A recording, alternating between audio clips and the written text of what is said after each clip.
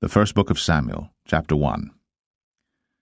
Now there was a certain man of Ramathaim Zophim of Mount Ephraim, and his name was Elkanah, the son of Jeroham, the son of Elihu, the son of Tohu, the son of Zoph, an Ephrathite. And he had 2 wives. The name of the one was Hannah, and the name of the other was Peninnah. And Peninnah had children, but Hannah had no children.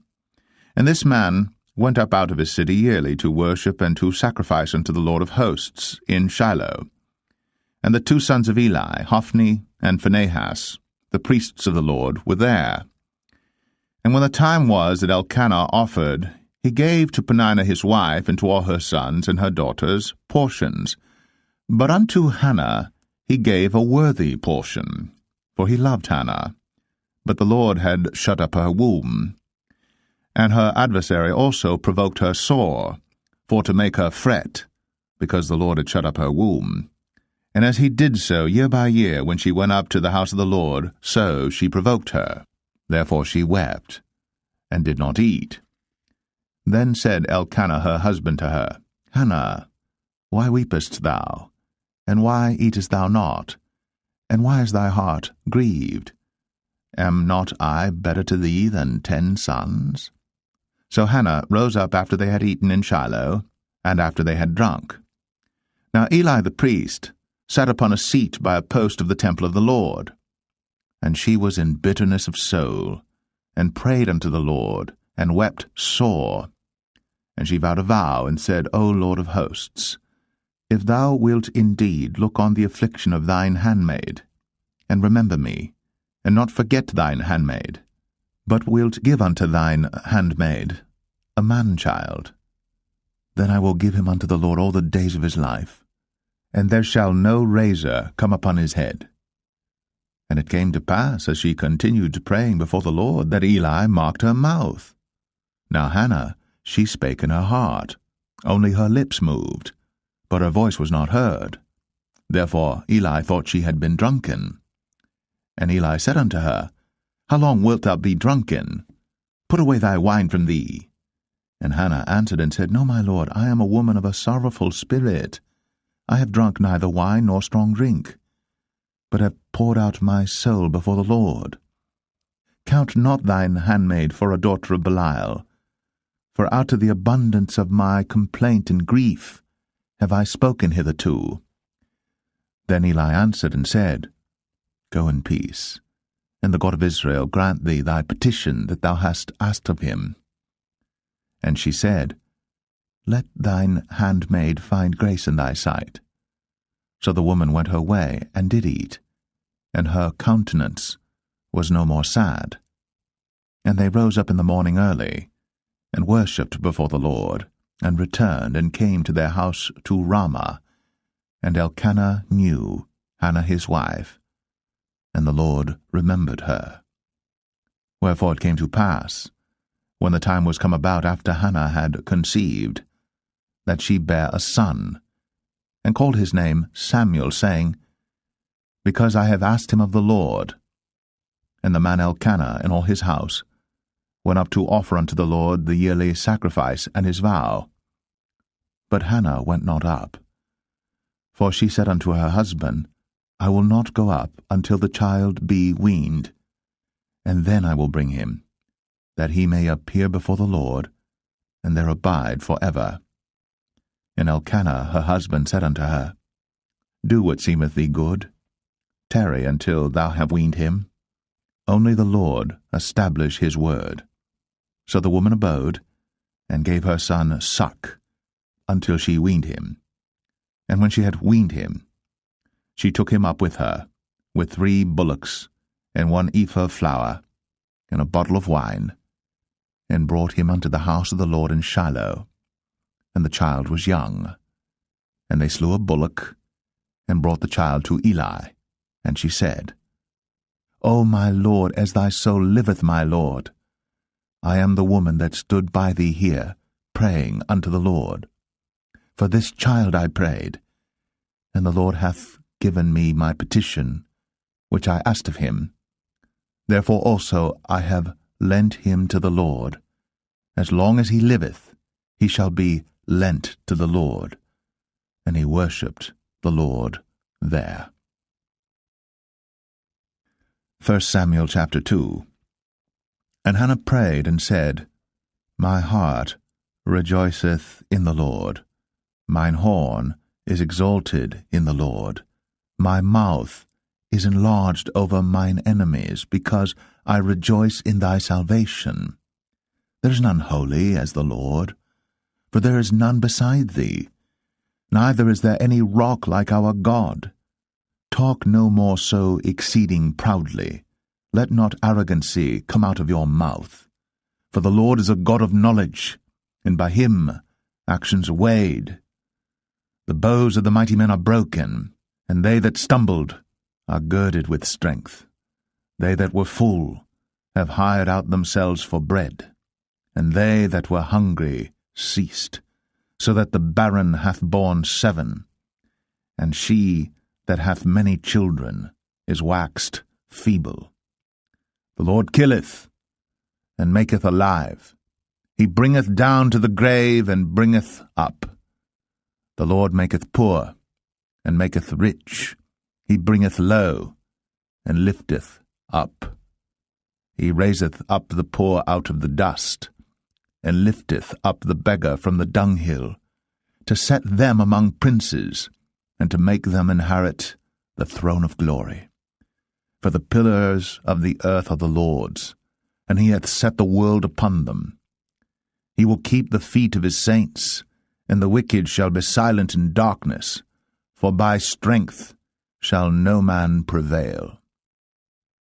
The adversaries of the Lord shall be broken to pieces. Out of heaven shall he thunder upon them. The Lord shall judge the ends of the earth, and he shall give strength unto his king, and exalt the horn of his anointed.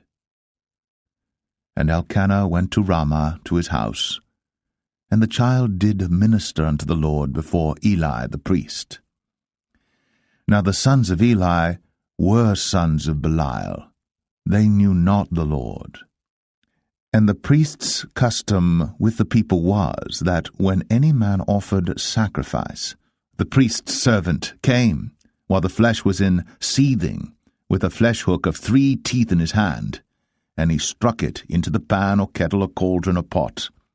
All that the flesh hook brought up, the priest took for himself. So they did in Shiloh unto all the Israelites that came thither.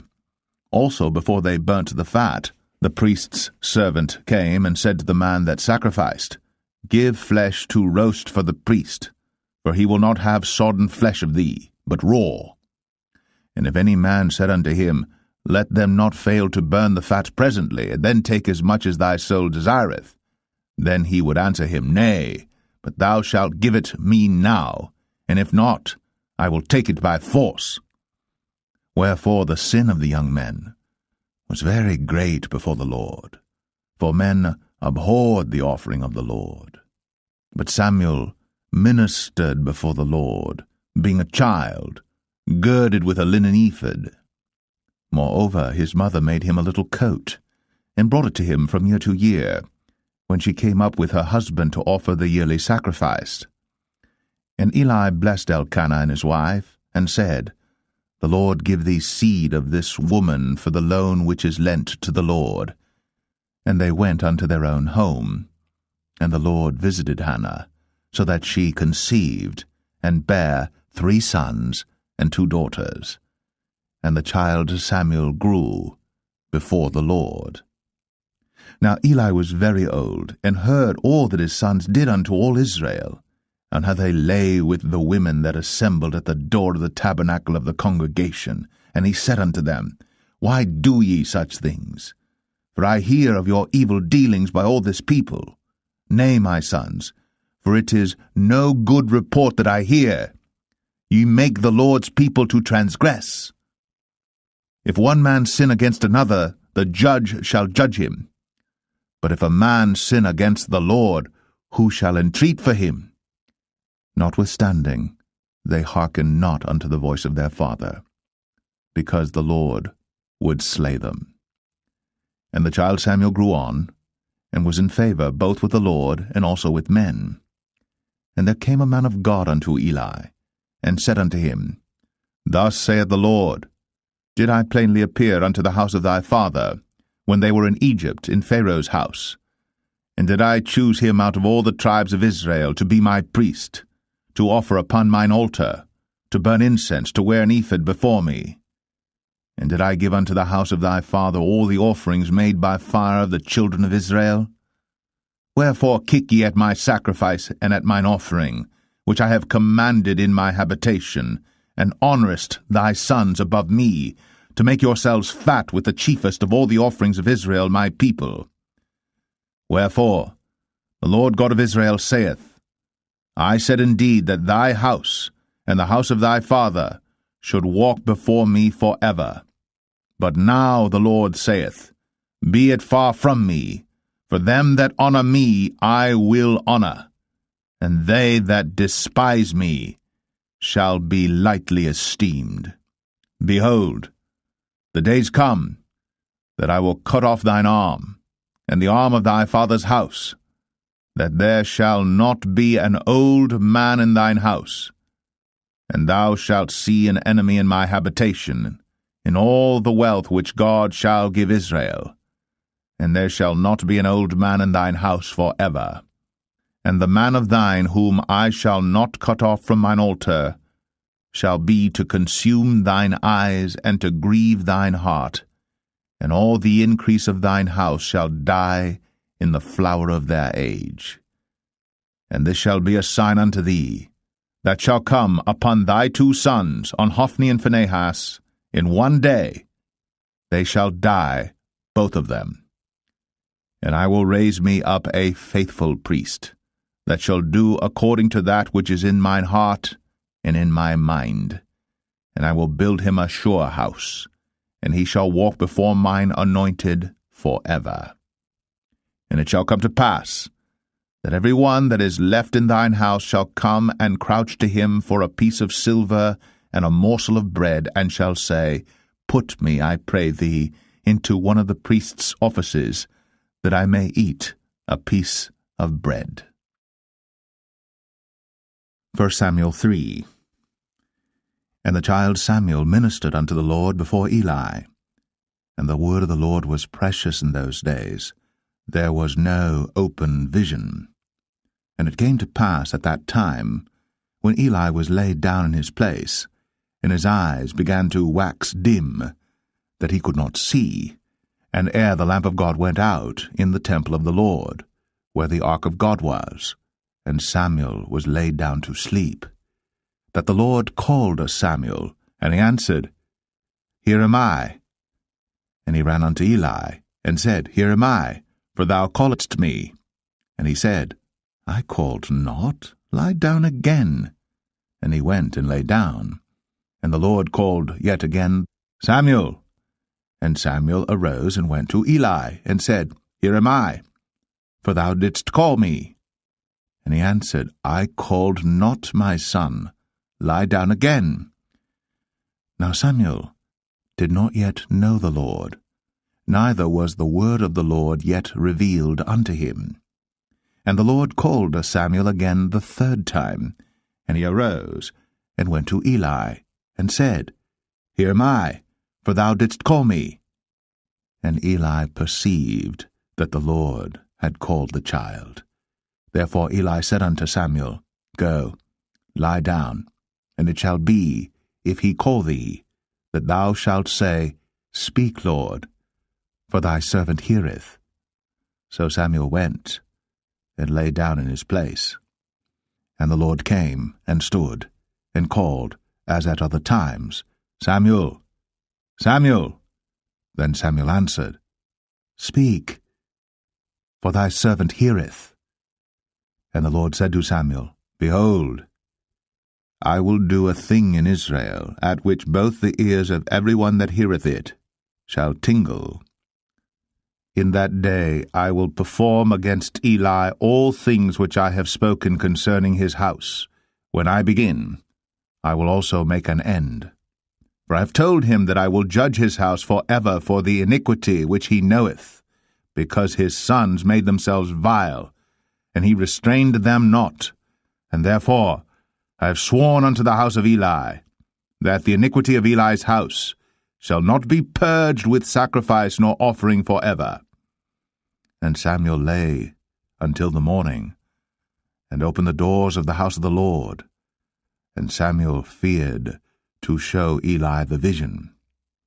Then Eli called Samuel, and said, Samuel, my son. And he answered, Here am I. And he said, What is the thing that the Lord hath said unto thee? I pray thee, hide it not from me. God do so to thee, and more also, if thou hide anything from me of all the things that he said unto thee. And Samuel told him every whit, and hid nothing from him. And he said, It is the Lord. Let him do what seemeth him good. And Samuel grew, and the Lord was with him, and did let none of his words fall to the ground. And all Israel from Dan even to Beersheba knew that Samuel was established to be a prophet of the Lord. And the Lord appeared again in Shiloh. For the Lord revealed himself to Samuel in Shiloh by the word of the Lord. 1 Samuel 4. And the word of Samuel came to all Israel. Now Israel went out against the Philistines to battle, and pitched beside Ebenezer. And the Philistines pitched in Aphek. And the Philistines put themselves in array against Israel. And when they joined battle, Israel was smitten before the Philistines, and they slew of the army in the field about 4,000 men. And when the people were come into the camp, the elders of Israel said, Wherefore hath the Lord smitten us today before the Philistines? Let us fetch the ark of the covenant of the Lord out of Shiloh unto us, that, when it cometh among us, it may save us out of the hand of our enemies. So the people sent to Shiloh, that they might bring from thence the ark of the covenant of the Lord of hosts, which dwelleth between the cherubims. And the two sons of Eli, Hophni and Phinehas, were there with the ark of the covenant of God. And when the ark of the covenant of the Lord came into the camp, all Israel shouted with a great shout, so that the earth rang again. And when the Philistines heard the noise of the shout, they said, What meaneth the noise of this great shout in the camp of the Hebrews? And they understood that the ark of the Lord was come into the camp. And the Philistines were afraid, for they said, God is come into the camp. And they said, Woe unto us! For there hath not been such a thing heretofore. Woe unto us! Who shall deliver us out of the hand of these mighty gods? These are the gods that smote the Egyptians with all the plagues in the wilderness. Be strong, and quit yourselves like men, O ye Philistines, that ye be not servants unto the Hebrews, as they have been to you. Quit yourselves like men, and fight. And the Philistines fought, and Israel was smitten, and they fled every man into his tent. And there was a very great slaughter, for there fell of Israel 30,000 footmen. And the ark of God was taken, and the two sons of Eli, Hophni and Phinehas, were slain. And there ran a man of Benjamin out of the army, and came to Shiloh the same day with his clothes rent, and with earth upon his head. And when he came, lo, Eli sat upon a seat by the wayside, watching, for his heart trembled for the ark of God. And when the man came into the city and told it, all the city cried out. And when Eli heard the noise of the crying, he said, What meaneth the noise of this tumult? And the man came in hastily, and told Eli. Now Eli was 98 years old, and his eyes were dim, that he could not see. And the man said unto Eli, I am he that came out of the army, and I fled today out of the army. And he said, What is that done, my son? And the messenger answered and said, Israel is fled before the Philistines, and there hath been also a great slaughter among the people. And thy two sons also, Hophni and Phinehas, are dead, and the ark of God is taken. And it came to pass, when he made mention of the ark of God, that he fell from off the seat backward by the side of the gate, and his neck brake, and he died. for he was an old man and heavy, and he had judged Israel 40 years. And his daughter-in-law Phinehas' wife was with child, near to be delivered. And when she heard the tidings that the ark of God was taken, and that her father-in-law and her husband were dead, she bowed herself and travailed, for her pains came upon her. And about the time of her death, the women that stood by her said unto her, Fear not, for thou hast borne a son. But she answered not, neither did she regard it. And she named the child Ichabod, saying, The glory is departed from Israel, because the ark of God was taken, and because of her father-in-law and her husband. And she said, The glory is departed from Israel, for the ark of God is taken. 1 Samuel 5. And the Philistines took the ark of God, and brought it from Ebenezer unto Ashdod. When the Philistines took the ark of God, they brought it into the house of Dagon, and set it by Dagon. And when they of Ashdod arose early on the morrow, behold, Dagon was fallen upon his face to the earth before the ark of the Lord. And they took Dagon, and set him in his place again. And when they arose early on the morrow morning, behold, Dagon was fallen upon his face to the ground before the ark of the Lord, and the head of Dagon, and both the palms of his hands were cut off upon the threshold. Only the stump of Dagon was left to him. Therefore neither the priests of Dagon, nor any that come into Dagon's house, tread on the threshold of Dagon in Ashdod unto this day. But the hand of the Lord was heavy upon them of Ashdod, and he destroyed them, and smote them with emerods, even Ashdod, and the coasts thereof. And when the men of Ashdod saw that it was so, they said, The ark of the God of Israel shall not abide with us, for his hand is sore upon us, and upon Dagon our God. They sent therefore, and gathered all the lords of the Philistines unto them, and said, What shall we do with the ark of the God of Israel? And they answered, Let the ark of the God of Israel be carried about unto Gath. And they carried the ark of the God of Israel about thither. And it was so, that after they had carried it about, the hand of the Lord was against the city with a very great destruction, and he smote the men of the city, both small and great, and they had emerods in their secret parts. Therefore they sent the ark of God to Ekron, and it came to pass, as the ark of God came to Ekron, that the Ekronites cried out, saying, They have brought about the ark of the God of Israel to us, to slay us and our people. So they sent and gathered together all the lords of the Philistines, and said, Send away the ark of the God of Israel, and let it go again to his own place, that it slay us not and our people. For there was a deadly destruction throughout all the city. The hand of God was very heavy there. And the men that died not were smitten with the emerods, and the cry of the city went up to heaven. 1 Samuel 6. And the ark of the Lord was in the country of the Philistines 7 months. And the Philistines called for the priests and the diviners, saying, What shall we do to the ark of the Lord? Tell us wherewith we shall send it to his place. And they said, If ye send away the ark of the God of Israel, send it not empty, but in any wise return him a trespass offering. Then ye shall be healed, and it shall be known to you why his hand is not removed from you. Then said they, What shall be the trespass offering which we shall return to him? They answered, 5 golden emerods, and 5 golden mice, according to the number of the lords of the Philistines.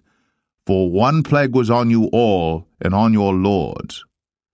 Wherefore ye shall make images of your emerods, and images of your mice that mar the land, and ye shall give glory unto the God of Israel. Peradventure he will lighten his hand from off you, and from off your gods, and from off your land. Wherefore then do ye harden your hearts, as the Egyptians and Pharaoh hardened their hearts, when he had wrought wonderfully among them? Did they not let the people go, and they departed?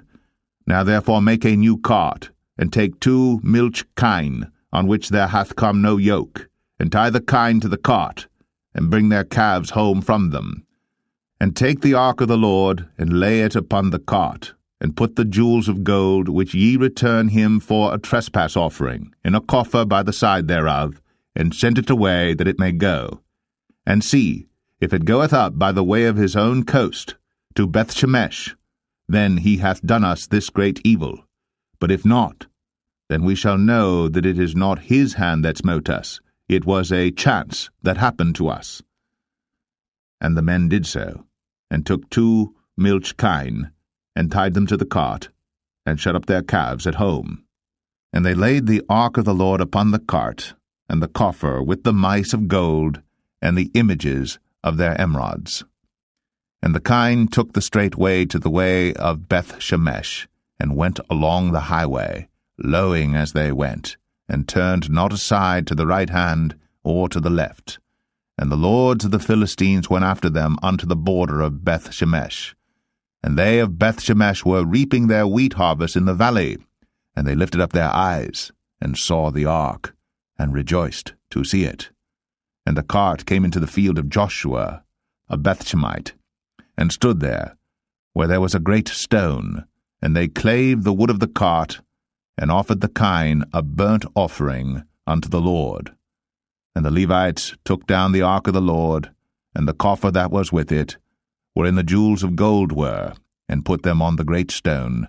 And the men of Bethshemesh offered burnt offerings, and sacrificed sacrifices the same day unto the Lord. And when the 5 lords of the Philistines had seen it, they returned to Ekron the same day. And these are the golden emerods, which the Philistines returned for a trespass offering unto the Lord: for Ashdod 1, for Gaza 1, for Ashkelon 1, for Gath 1, for Ekron 1.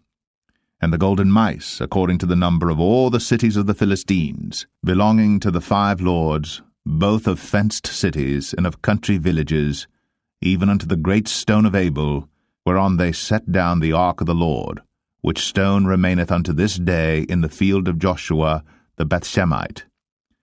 And he smote the men of Bethshemesh, because they had looked into the ark of the Lord.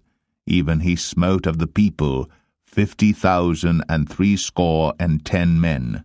And the people lamented, because the Lord had smitten many of the people with a great slaughter. And the men of Bethshemesh said, Who is able to stand before this holy Lord God? And to whom shall he go up from us? And they sent messengers to the inhabitants of Kirjath-jearim, saying, The Philistines have brought again the ark of the Lord. Come ye down, and fetch it up to you. 1 Samuel 7.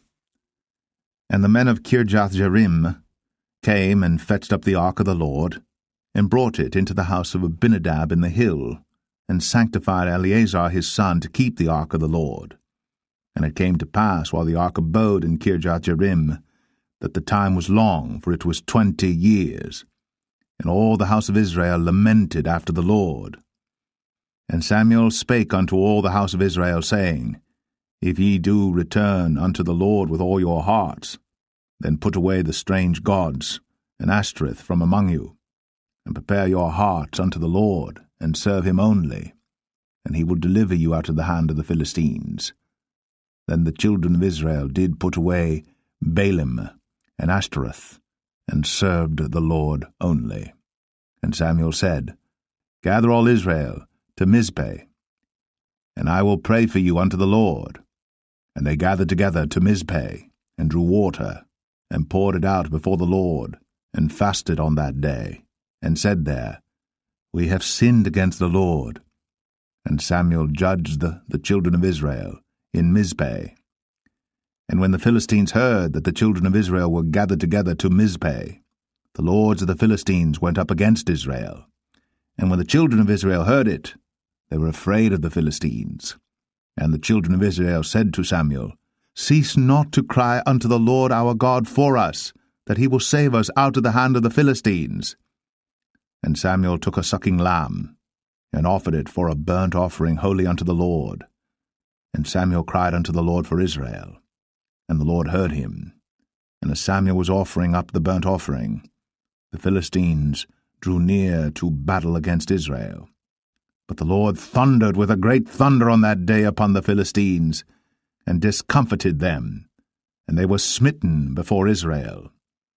And the men of Israel went out of Mizpeh, and pursued the Philistines, and smote them until they came under Bethkar. Then Samuel took a stone, and set it between Mizpeh and Shen, and called the name of it Ebenezer, saying, Hitherto hath the Lord helped us. So the Philistines were subdued, and they came no more into the coast of Israel. And the hand of the Lord was against the Philistines all the days of Samuel. And the cities which the Philistines had taken from Israel were restored to Israel, from Ekron even unto Gath. And the coasts thereof did Israel deliver out of the hands of the Philistines, and there was peace between Israel and the Amorites. And Samuel judged Israel all the days of his life. And he went from year to year in circuit to Bethel, and Gilgal, and Mizpeh, and judged Israel in all those places. And his return was to Ramah, for there was his house, and there he judged Israel, and there he built an altar unto the Lord. 1 Samuel 8. And it came to pass, when Samuel was old, that he made his sons judges over Israel. Now the name of his firstborn was Joel, and the name of his second Abiah. They were judges in Beersheba. And his sons walked not in his ways, but turned aside after lucre, and took bribes, and perverted judgment. And all the elders of Israel gathered themselves together, and came to Samuel unto Ramah, and said unto him, Behold, thou art old, and thy sons walk not in thy ways. Now make us a king to judge us like all the nations. But the thing displeased Samuel, when they said, Give us a king to judge us. And Samuel prayed unto the Lord. And the Lord said unto Samuel, Hearken unto the voice of the people in all that they say unto thee. For they have not rejected thee, but they have rejected me, that I should not reign over them. According to all the works which they have done since the day that I brought them up out of Egypt, even unto this day, wherewith they have forsaken me, and served other gods, so do they also unto thee. Now therefore hearken unto their voice, howbeit yet protest solemnly unto them, and show them the manner of the king that shall reign over them. And Samuel told all the words of the Lord unto the people that asked of him a king. And he said, This will be the manner of the king that shall reign over you. He will take your sons, and appoint them for himself, for his chariots, and to be his horsemen, and some shall run before his chariots. And he will appoint him captains over thousands, and captains over 50s, and will set them to ear his ground, and to reap his harvest, and to make his instruments of war, and instruments of his chariots. And he will take your daughters to be confectionaries, and to be cooks, and to be bakers.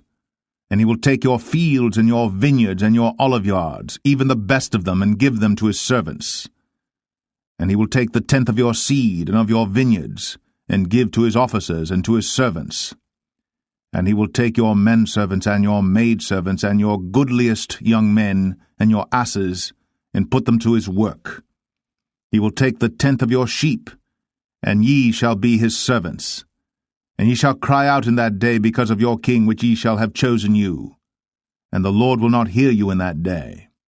Nevertheless, the people refused to obey the voice of Samuel, and they said, Nay, but we will have a king over us, that we also may be like all the nations, and that our king may judge us, and go out before us, and fight our battles. And Samuel heard all the words of the people, and he rehearsed them in the ears of the Lord.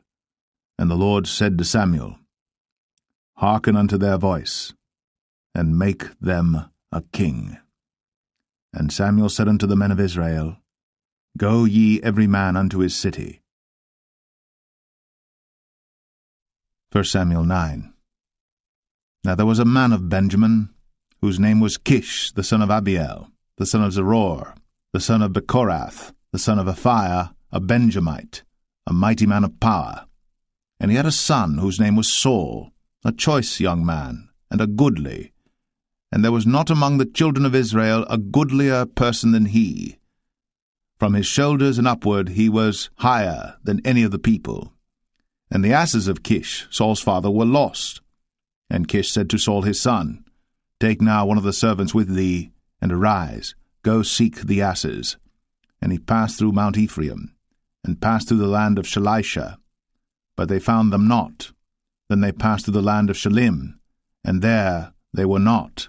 And he passed through the land of the Benjamites, but they found them not.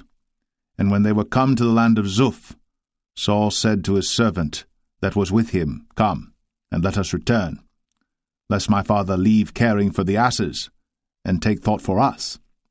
And he said unto him, Behold now, there is in this city a man of God, and he is an honourable man.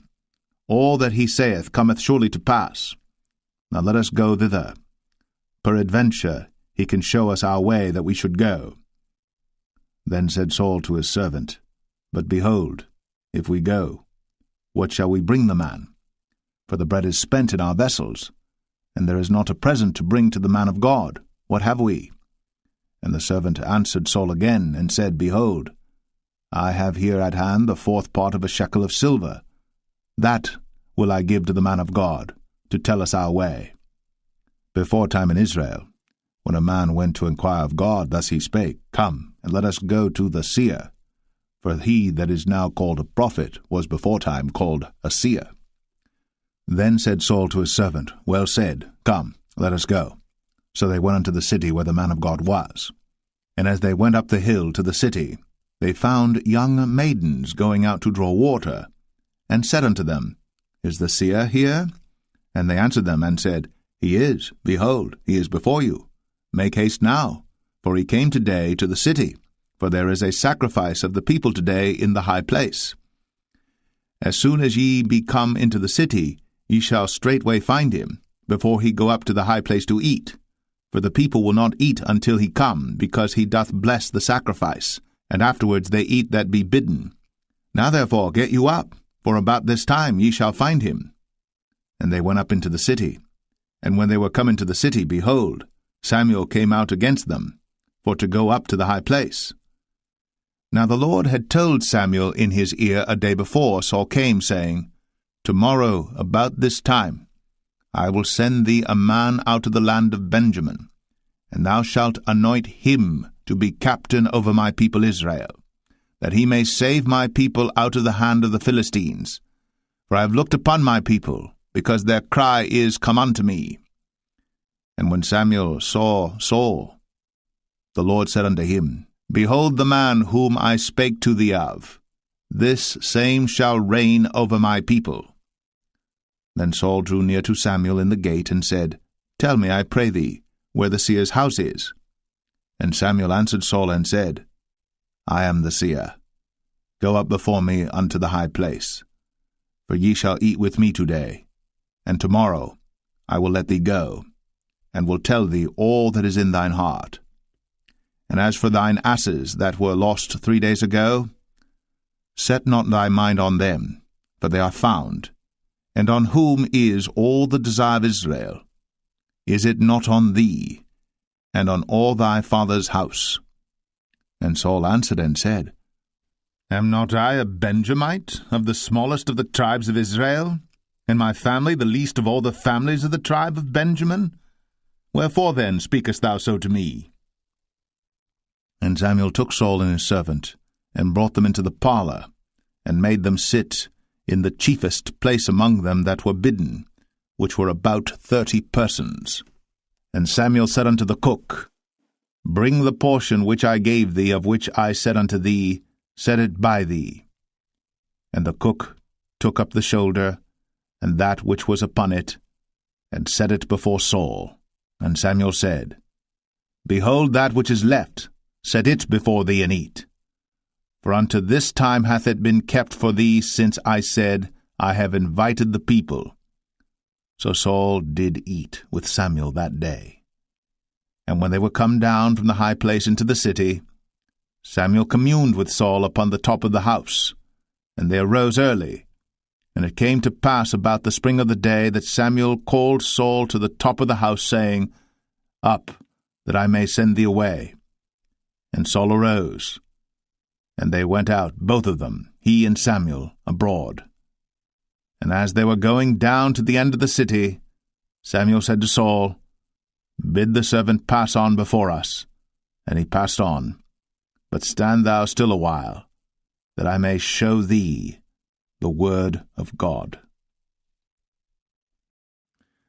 1 Samuel 10.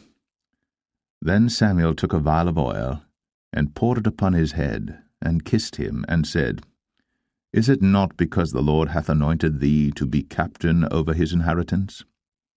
When thou art departed from me today, then thou shalt find 2 men by Rachel's sepulchre, in the border of Benjamin at Zelzah.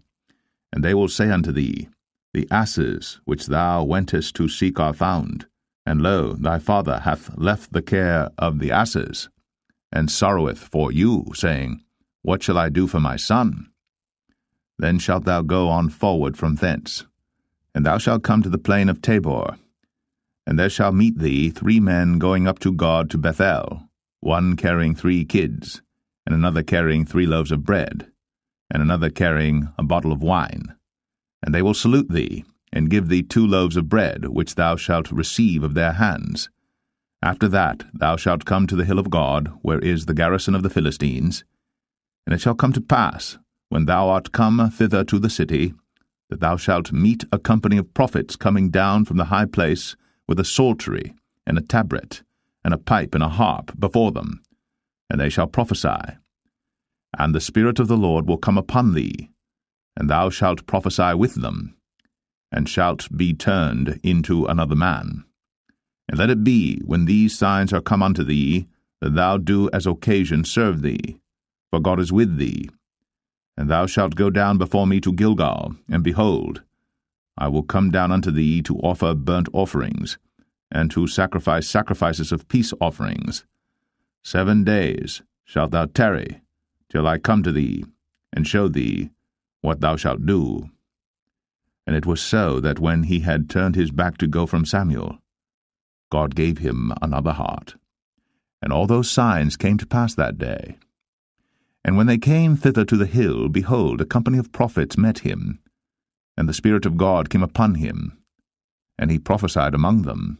And it came to pass, when all that knew him beforetime saw that, behold, he prophesied among the prophets, then the people said one to another, What is this that is come unto the son of Kish?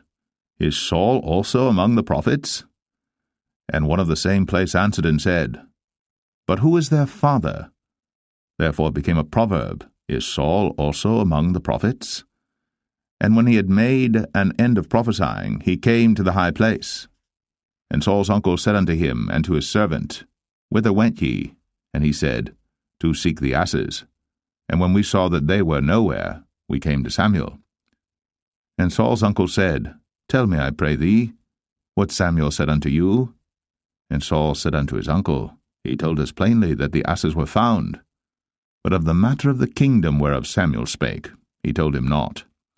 And Samuel called the people together unto the Lord to Mizpeh, and said unto the children of Israel, Thus saith the Lord God of Israel, I brought up Israel out of Egypt, and delivered you out of the hand of the Egyptians, and out of the hand of all kingdoms, and of them that oppressed you. And ye have this day rejected your God, who himself saved you out of all your adversities and your tribulations. And ye have said unto him, Nay, but set a king over us. Now therefore present yourselves before the Lord by your tribes and by your thousands. And when Samuel had caused all the tribes of Israel to come near, the tribe of Benjamin was taken. When he had caused the tribe of Benjamin to come near by their families, the family of Matri was taken. And Saul the son of Kish was taken. And when they sought him, he could not be found. Therefore they inquired of the Lord further, if the man should yet come thither. And the Lord answered, Behold, he hath hid himself among the stuff. And they ran and fetched him thence. And when he stood among the people, he was higher than any of the people, from his shoulders and upward.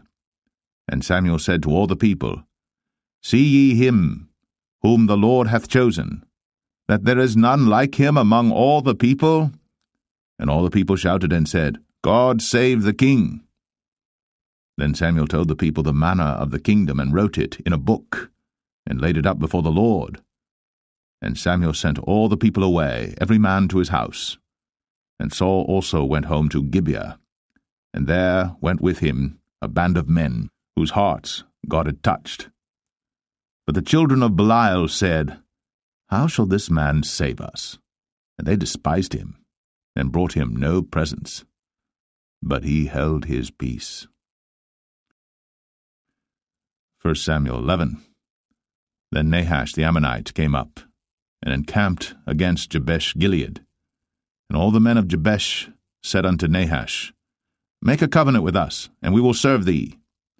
And Nahash the Ammonite answered them, On this condition will I make a covenant with you, that I may thrust out all your right eyes, and lay it for a reproach upon all Israel. And the elders of Jabesh said unto him, Give us 7 days' respite, that we may send messengers unto all the coasts of Israel, and then, if there be no man to save us, we will come out to thee. Then came the messengers to Gibeah of Saul, and told the tidings in the ears of the people. And all the people lifted up their voices and wept. And behold, Saul came after the herd out of the field. And Saul said, What aileth the people that they weep? And they told him the tidings of the men of Jabesh. And the Spirit of God came upon Saul when he heard those tidings, and his anger was kindled greatly. And he took a yoke of oxen, and hewed them in pieces, and sent them throughout all the coasts of Israel by the hands of messengers, saying, Whosoever cometh not forth after Saul and after Samuel, so shall it be done unto his oxen. And the fear of the Lord fell on the people, and they came out with one consent. And when he numbered them in Bezek, the children of Israel were 300,000, and the men of Judah 30,000. And they said unto the messengers that came, Thus shall ye say unto the men of Jabesh-Gilead, Tomorrow by that time the sun be hot, ye shall have help. And the messengers came and showed it to the men of Jabesh, and they were glad. Therefore the men of Jabesh said, Tomorrow we will come out unto you, and ye shall do with us all that seemeth good unto you. And it was so in the morrow, that Saul put the people in 3 companies, and they came into the midst of the host in the morning watch, and slew the Ammonites until the heat of the day. And it came to pass, that they which remained were scattered, so that 2 of them were not left together. And the people said unto Samuel, Who is he that said, Shall Saul reign over us? Bring the men, that we may put them to death. And Saul said, There shall not a man be put to death this day, for today the Lord hath wrought salvation in Israel. Then said Samuel to the people, Come, and let us go to Gilgal, and renew the kingdom there. And all the people went to Gilgal, and there they made Saul king before the Lord in Gilgal, and there they sacrificed sacrifices of peace offerings before the Lord. And there Saul and all the men of Israel rejoiced greatly. 1 Samuel 12. And Samuel said unto all Israel, Behold, I have hearkened unto your voice in all that ye said unto me, and have made a king over you. And now, behold, the king walketh before you, and I am old and grey-headed, and behold, my sons are with you. And I have walked before you from my childhood unto this day. Behold, here I am. Witness against me before the Lord and before his anointed, whose ox have I taken? Or whose ass have I taken? Or whom have I defrauded? Whom have I oppressed? Or of whose hand have I received any bribe to blind mine eyes therewith? And I will restore it you. And they said, Thou hast not defrauded us, nor oppressed us, neither hast thou taken aught of any man's hand. And he said unto them, The Lord is witness against you, and his anointed is witness this day, that ye have not found aught in my hand. And they answered, He is witness. And Samuel said unto the people, It is the Lord that advanced Moses and Aaron, and that brought your fathers up out of the land of Egypt? Now therefore stand still, that I may reason with you before the Lord of all the righteous acts of the Lord which he did to you and to your fathers. When Jacob was come into Egypt, and your fathers cried unto the Lord, then the Lord sent Moses and Aaron, which brought forth your fathers out of Egypt, and made them dwell in this place. And when they forgat the Lord their God, he sold them into the hand of Sisera, captain of the host of Hazor, and into the hand of the Philistines, and into the hand of the king of Moab, and they fought against them. And they cried unto the Lord, and said, We have sinned, because we have forsaken the Lord, and have served Balaam and Ashtoreth. But now deliver us out of the hand of our enemies, and we will serve thee. And the Lord sent Jerubbaal, and Bedan, and Jephthah, and Samuel, and delivered you out of the hand of your enemies on every side, and ye dwelled safe. And when ye saw that Nahash the king of the children of Ammon came against you, ye said unto me, Nay, but a king shall reign over us, when the Lord your God was your king. Now therefore, behold, the king whom ye have chosen, and whom ye have desired, and behold, the Lord hath set a king over you. If ye will fear the Lord, and serve him, and obey his voice, and not rebel against the commandment of the Lord, then shall both ye and also the king that reigneth over you continue following the Lord your God. But if ye will not obey the voice of the Lord, but rebel against the commandment of the Lord, then shall the hand of the Lord be against you, as it was against your fathers. Now therefore stand and see this great thing which the Lord will do before your eyes. Is it not wheat harvest today? I will call unto the Lord, and he shall send thunder and rain, that ye may perceive and see that your wickedness is great, which ye have done in the sight of the Lord in asking you a king. So Samuel called unto the Lord, and the Lord sent thunder and rain that day. And all the people greatly feared the Lord and Samuel. And all the people said unto Samuel, Pray for thy servants unto the Lord thy God, that we die not, for we have added unto all our sins this evil, to ask us a king. And Samuel said unto the people, Fear not, ye have done all this wickedness, yet turn not aside from following the Lord, but serve the Lord with all your heart, and turn ye not aside. For then should ye go after vain things which cannot profit nor deliver, for they are vain.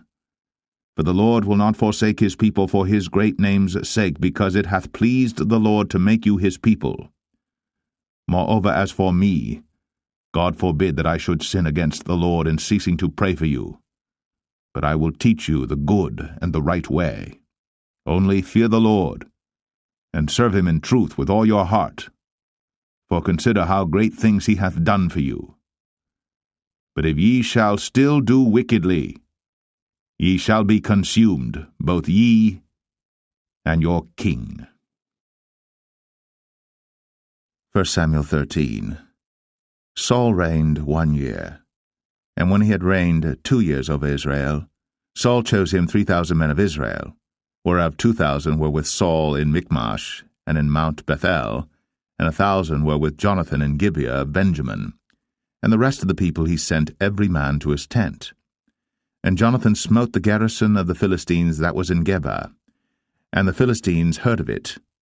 And Saul blew the trumpet throughout all the land, saying, Let the Hebrews hear. And all Israel heard say that Saul had smitten a garrison of the Philistines, and that Israel also was had in abomination with the Philistines. And the people were called together after Saul to Gilgal. And the Philistines gathered themselves together to fight with Israel, 30,000 chariots and 6,000 horsemen, and people as the sand which is on the seashore in multitude.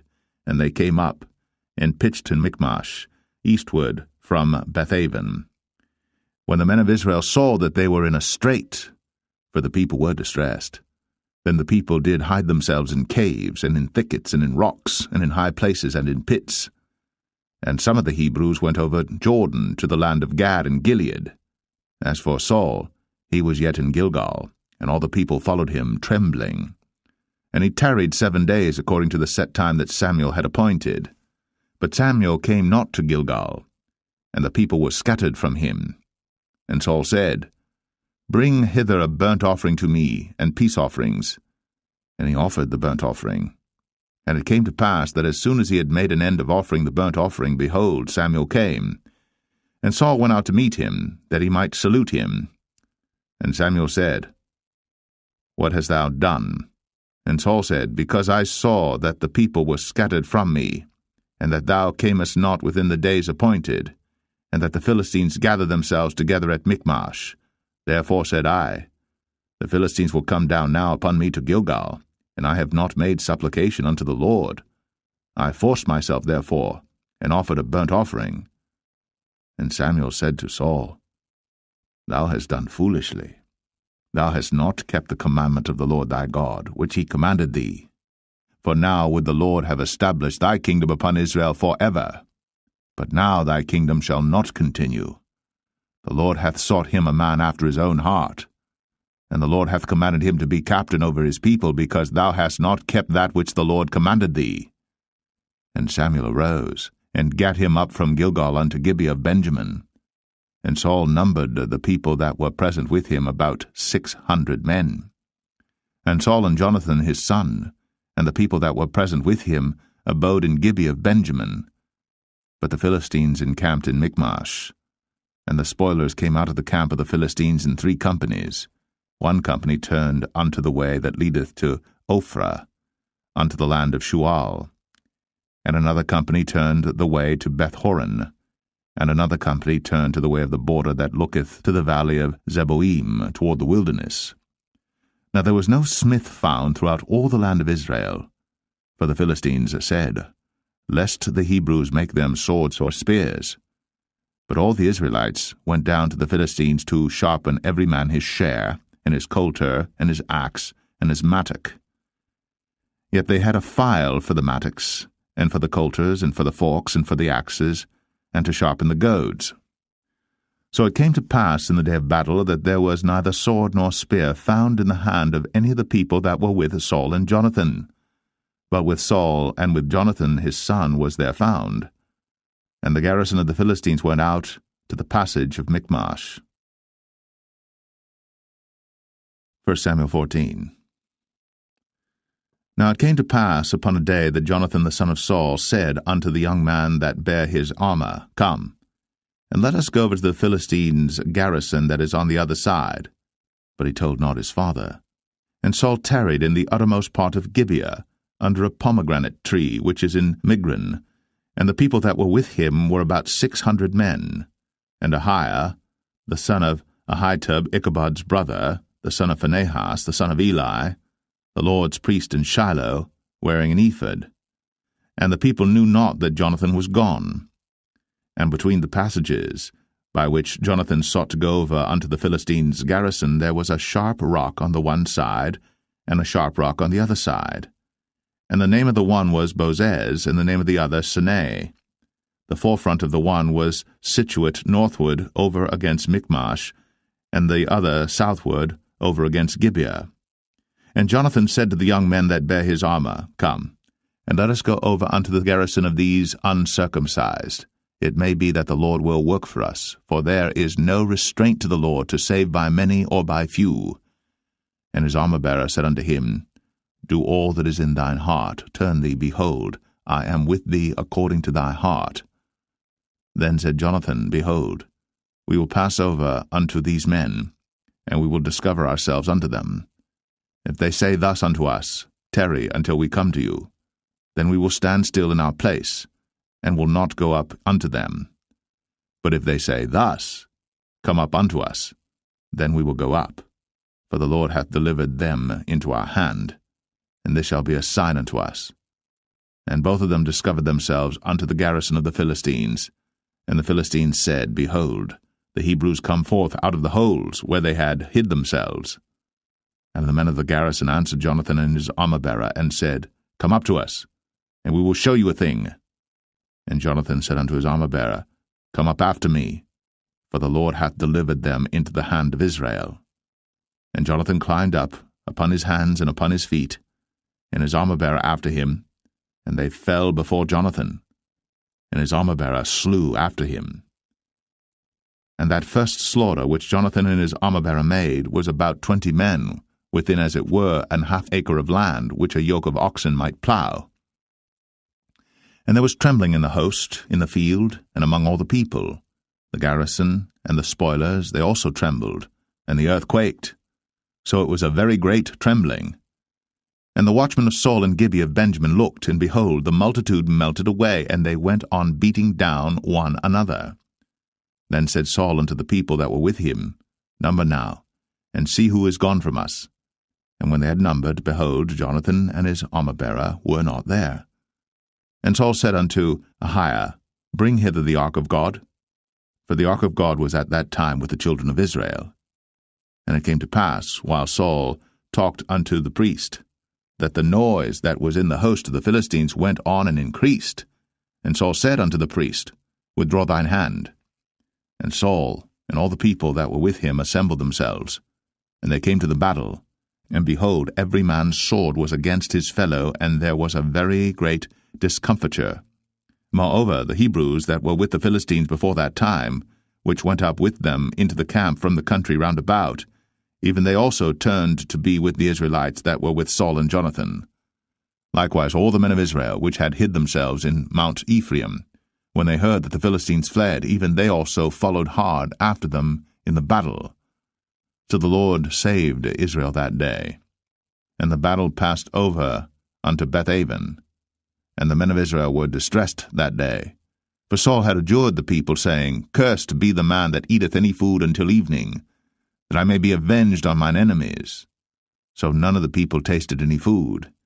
And all they of the land came to a wood, and there was honey upon the ground. And when the people were come into the wood, behold, the honey dropped. But no man put his hand to his mouth, for the people feared the oath. But Jonathan heard not, when his father charged the people with the oath, wherefore he put forth the end of the rod that was in his hand, and dipped it in an honeycomb, and put his hand to his mouth, and his eyes were enlightened. Then answered one of the people, and said, Thy father straitly charged the people with an oath, saying, Cursed be the man that eateth any food this day. And the people were faint. Then said Jonathan, My father hath troubled the land. See, I pray you, how mine eyes have been enlightened, because I tasted a little of this honey. How much more, if haply the people had eaten freely today of the spoil of their enemies which they found? For had there not been now a much greater slaughter among the Philistines? And they smote the Philistines that day, from Michmash to Ajalon. And the people were very faint. And the people flew upon the spoil, and took sheep and oxen and calves, and slew them on the ground. And the people did eat them with the blood. Then they told Saul, saying, Behold, the people sin against the Lord, in that they eat with the blood. And he said, Ye have transgressed. Roll a great stone unto me this day. And Saul said, Disperse yourselves among the people, and say unto them, Bring me hither every man his ox, and every man his sheep, and slay them here, and eat, and sin not against the Lord in eating with the blood. And all the people brought every man his ox with him that night, and slew them there. And Saul built an altar unto the Lord. The same was the first altar that he built unto the Lord. And Saul said, Let us go down after the Philistines by night, and spoil them until the morning light, and let us not leave a man of them. And they said, Do whatsoever seemeth good unto thee. Then said the priest, Let us draw near hither unto God. And Saul asked counsel of God, Shall I go down after the Philistines? Wilt thou deliver them into the hand of Israel? But he answered him not that day. And Saul said, Draw ye near hither, all the chief of the people, and know and see wherein this sin hath been this day. For as the Lord liveth, which saveth Israel, though it be in Jonathan my son, he shall surely die. But there was not a man among all the people that answered him. Then said he unto all Israel, Be ye on one side, and I and Jonathan my son will be on the other side. And the people said unto Saul, Do what seemeth good unto thee. Therefore Saul said unto the Lord God of Israel, Give a perfect lot. And Saul and Jonathan were taken, but the people escaped. And Saul said, Cast lots between me and Jonathan my son. And Jonathan was taken. Then Saul said to Jonathan, Tell me what thou hast done. And Jonathan told him and said, I did but taste a little honey with the end of the rod that was in mine hand, and lo, I must die. And Saul answered, God do so and more also, for thou shalt surely die, Jonathan. And the people said unto Saul, Shall Jonathan die, who hath wrought this great salvation in Israel? God forbid, as the Lord liveth. There shall not one hair of his head fall to the ground, for he hath wrought with God this day. So the people rescued Jonathan, that he died not. Then Saul went up from following the Philistines, and the Philistines went to their own place. So Saul took the kingdom over Israel, and fought against all his enemies on every side, against Moab, and against the children of Ammon, and against Edom, and against the kings of Zobah, and against the Philistines, and whithersoever he turned himself, he vexed them. And he gathered an host, and smote the Amalekites, and delivered Israel out of the hands of them that spoiled them. Now the sons of Saul were Jonathan and Ishui, and Melch-Ishui. And the names of his two daughters were these, the name of the firstborn Merab, and the name of the younger Michal. And the name of Saul's wife was Ahinoam, the daughter of Ahimaaz. And the name of the captain of his host was Abner, the son of Ner, Saul's uncle. And Kish was the father of Saul, and Ner, the father of Abner, was the son of Abiel. And there was sore war against the Philistines all the days of Saul. And when Saul saw any strong man or any valiant man, he took him unto him. 1 Samuel 15. Samuel also said unto Saul, The Lord sent me to anoint thee to be king over his people, over Israel. Now therefore hearken thou unto the voice of the words of the Lord. Thus saith the Lord of hosts, I remember that which Amalek did to Israel, how he laid wait for him in the way when he came up from Egypt. Now go, and smite Amalek, and utterly destroy all that they have, and spare them not, but slay both man and woman, infant and suckling, ox and sheep, camel and ass. And Saul gathered the people together, and numbered them in Telaim 200,000 footmen, and 10,000 men of Judah. And Saul came to a city of Amalek, and laid wait in the valley. And Saul said unto the Kenites, Go, depart, get you down from among the Amalekites, lest I destroy you with them. For ye showed kindness to all the children of Israel when they came up out of Egypt. So the Kenites departed from among the Amalekites. And Saul smote the Amalekites from Havilah until thou comest to Shur, that is over against Egypt. And he took Agag, the king of the Amalekites, alive, and utterly destroyed all the people with the edge of the sword. But Saul and the people spared Agag, and the best of the sheep, and of the oxen, and of the fatlings, and the lambs, and all that was good, and would not utterly destroy them. But everything that was vile and refuse, that they destroyed utterly.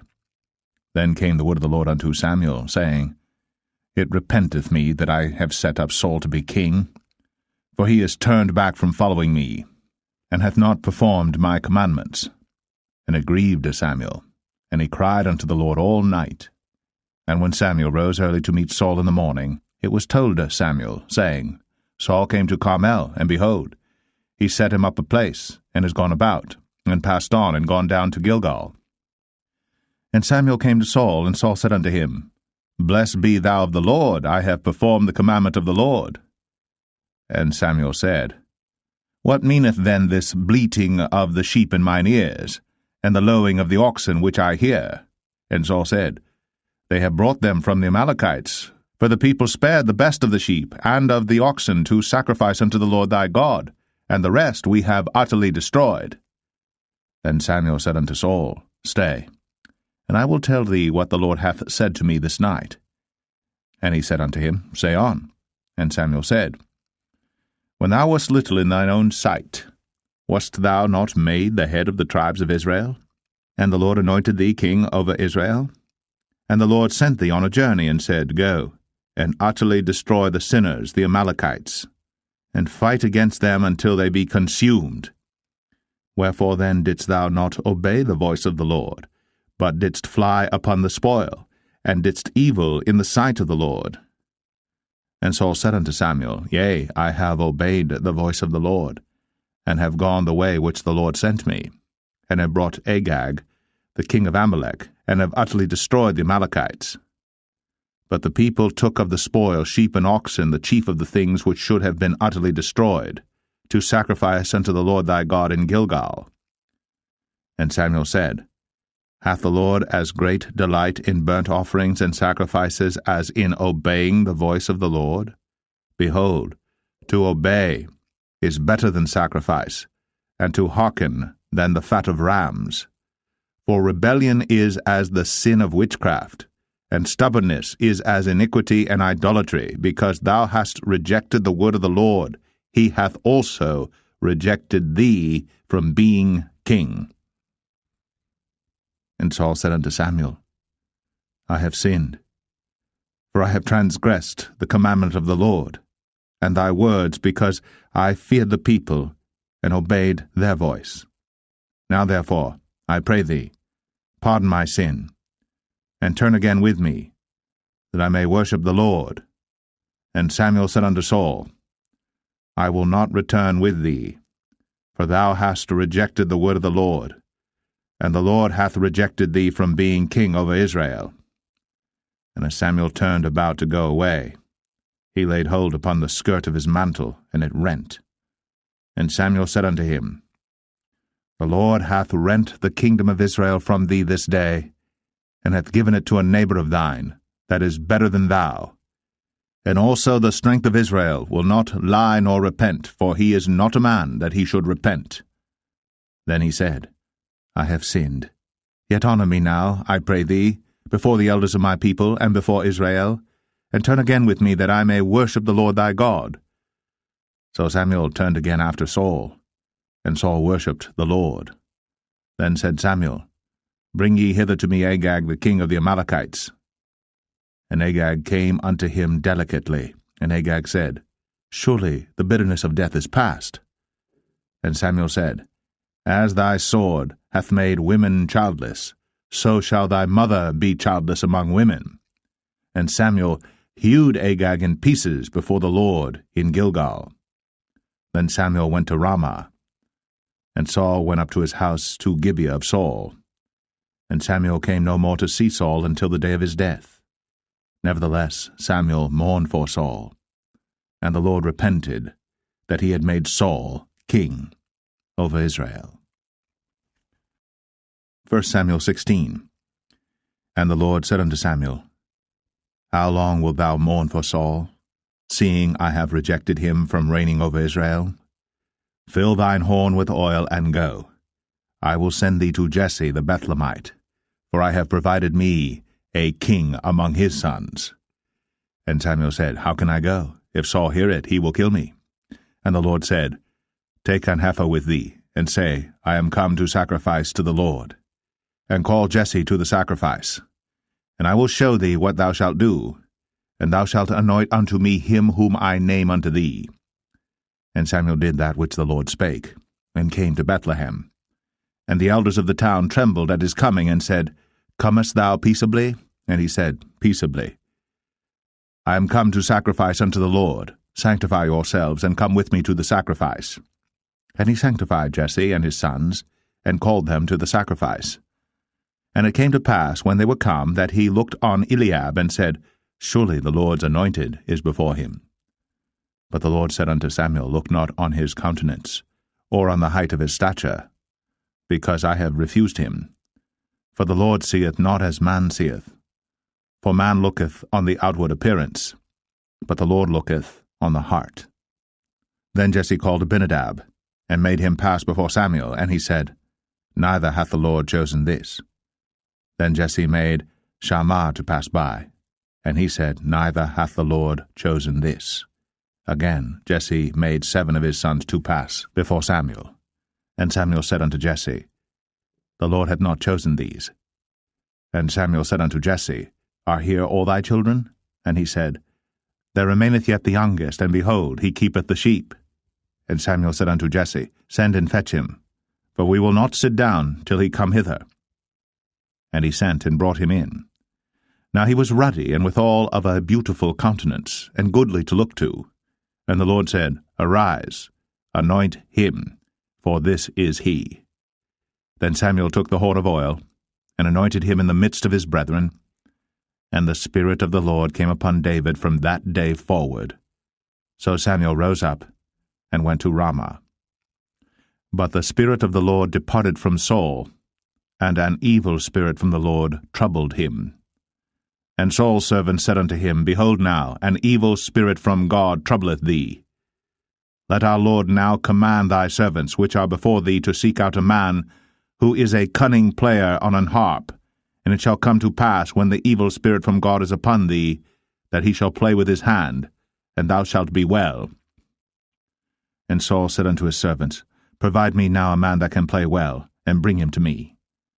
Then answered one of the servants, and said, Behold, I have seen a son of Jesse the Bethlehemite, that is cunning in playing, and a mighty valiant man, and a man of war, and prudent in matters, and a comely person. And the Lord is with him. Wherefore Saul sent messengers unto Jesse, and said, Send me David thy son, which is with the sheep.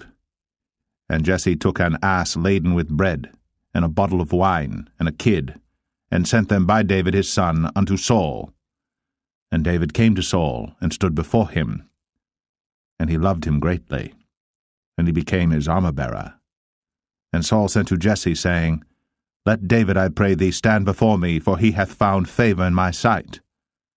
And it came to pass, when the evil spirit from God was upon Saul, that David took an harp, and played with his hand. So Saul was refreshed, and was well, and the evil spirit departed from him. 1 Samuel 17.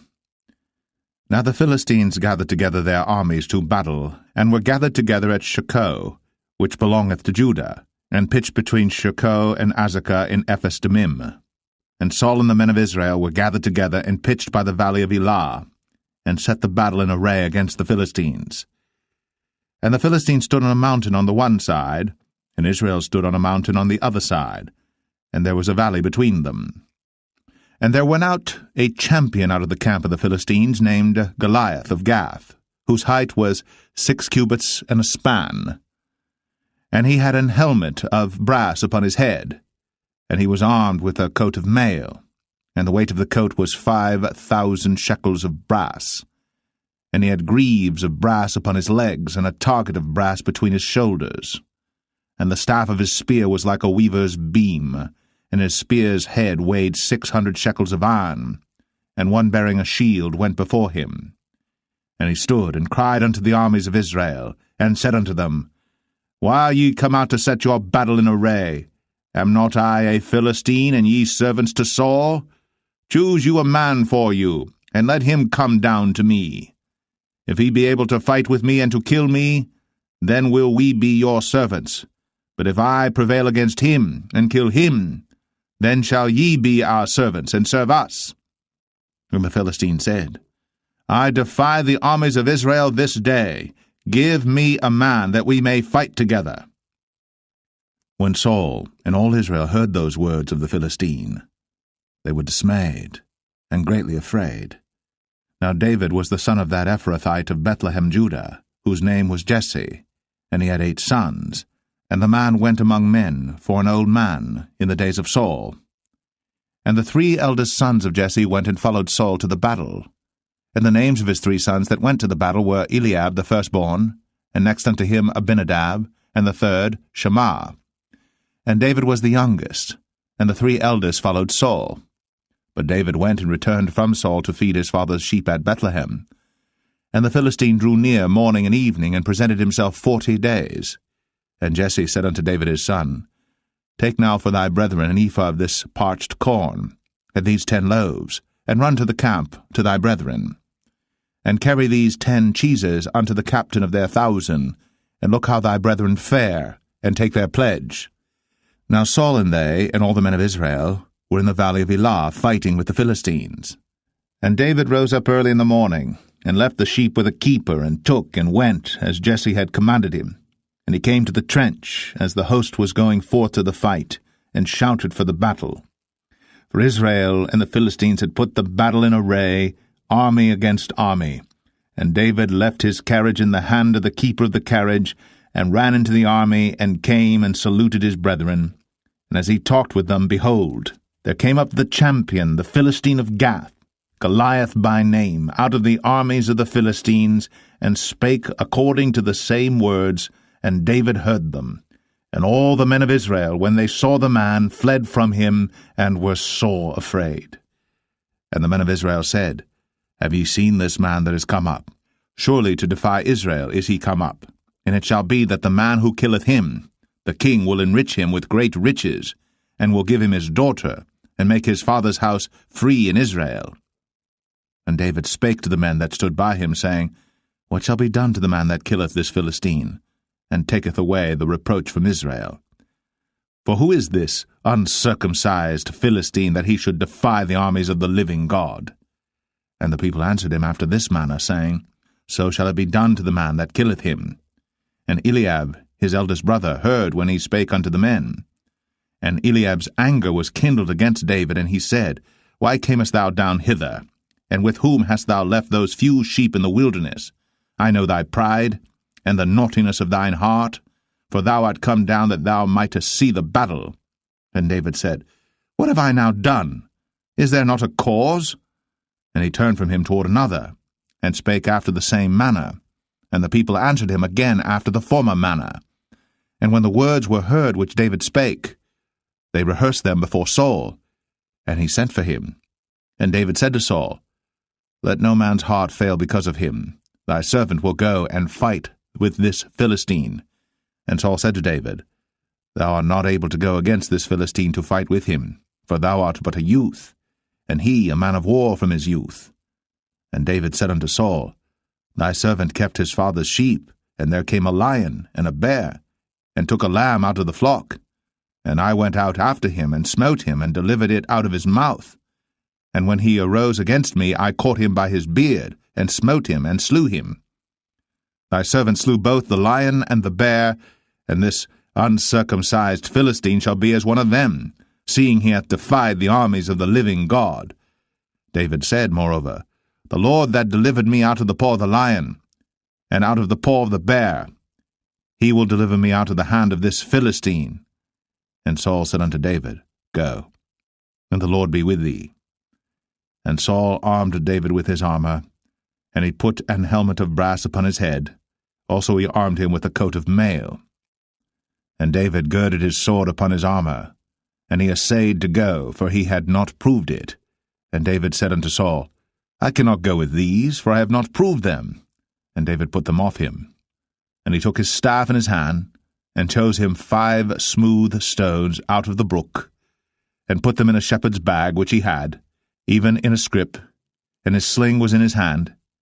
And he drew near to the Philistine. And the Philistine came on and drew near unto David. And the man that bare the shield went before him. And when the Philistine looked about and saw David, he disdained him, for he was but a youth, and ruddy, and of a fair countenance. And the Philistine said unto David, Am I a dog that thou comest to me with staves? And the Philistine cursed David by his gods.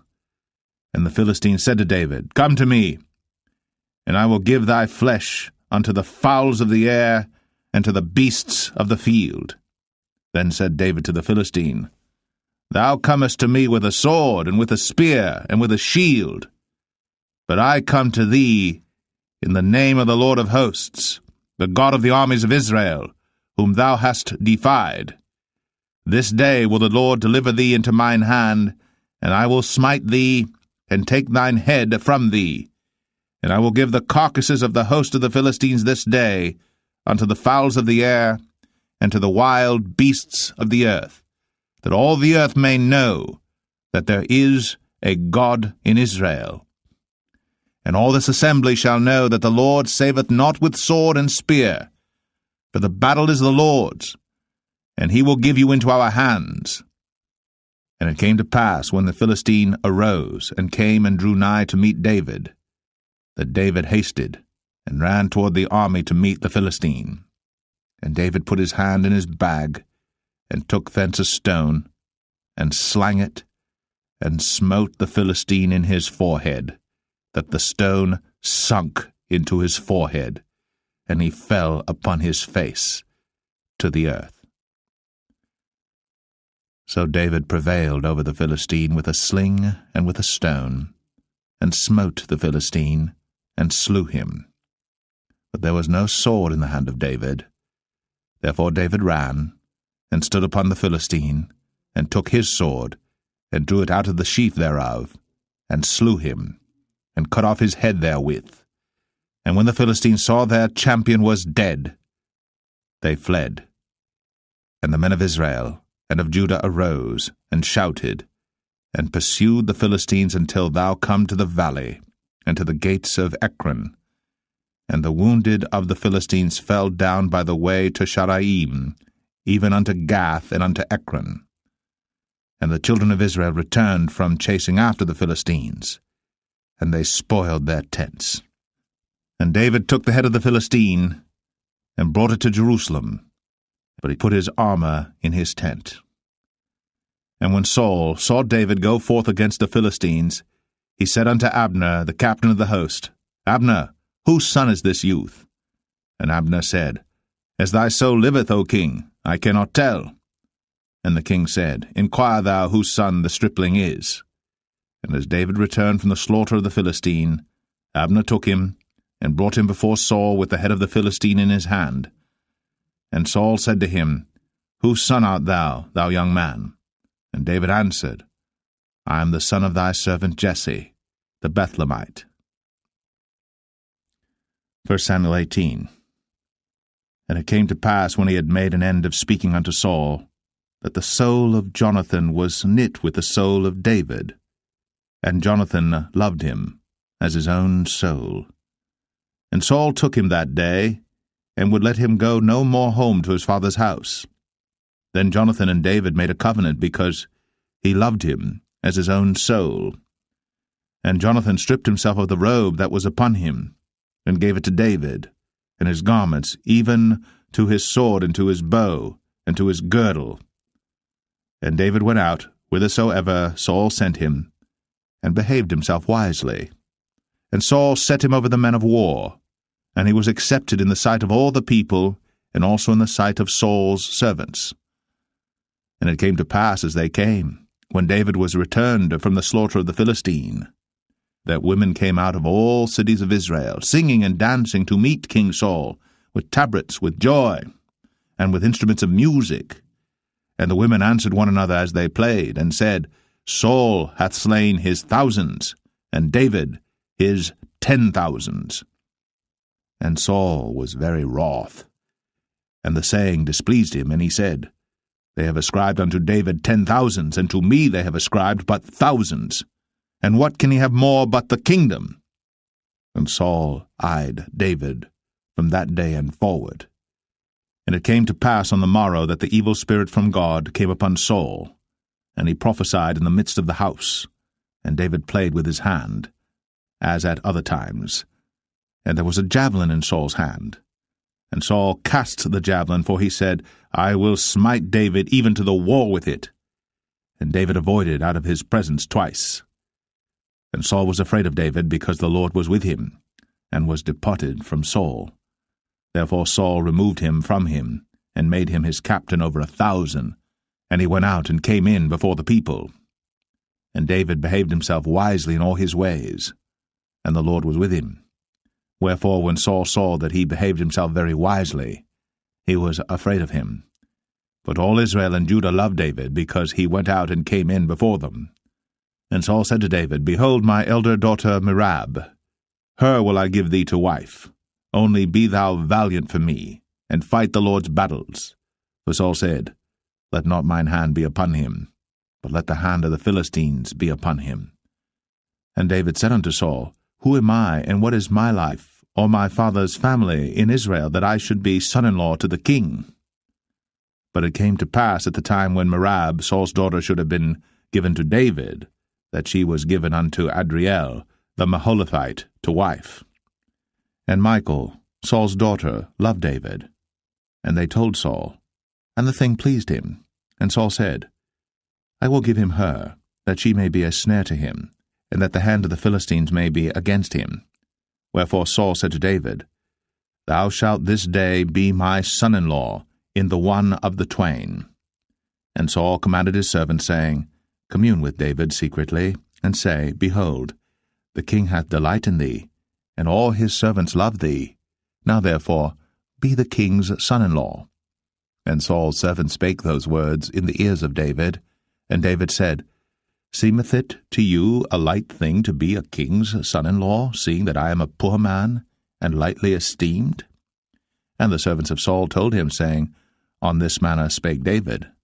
And Saul said, Thus shall ye say to David, The king desireth not any dowry, but 100 foreskins of the Philistines to be avenged of the king's enemies. But Saul thought to make David fall by the hand of the Philistines. And when his servants told David these words, it pleased David well to be the king's son-in-law, and the days were not expired. Wherefore David arose, and went, he and his men, and slew of the Philistines 200 men. And David brought their foreskins, and they gave them in full tale to the king, that he might be the king's son-in-law. And Saul gave him Michal his daughter to wife.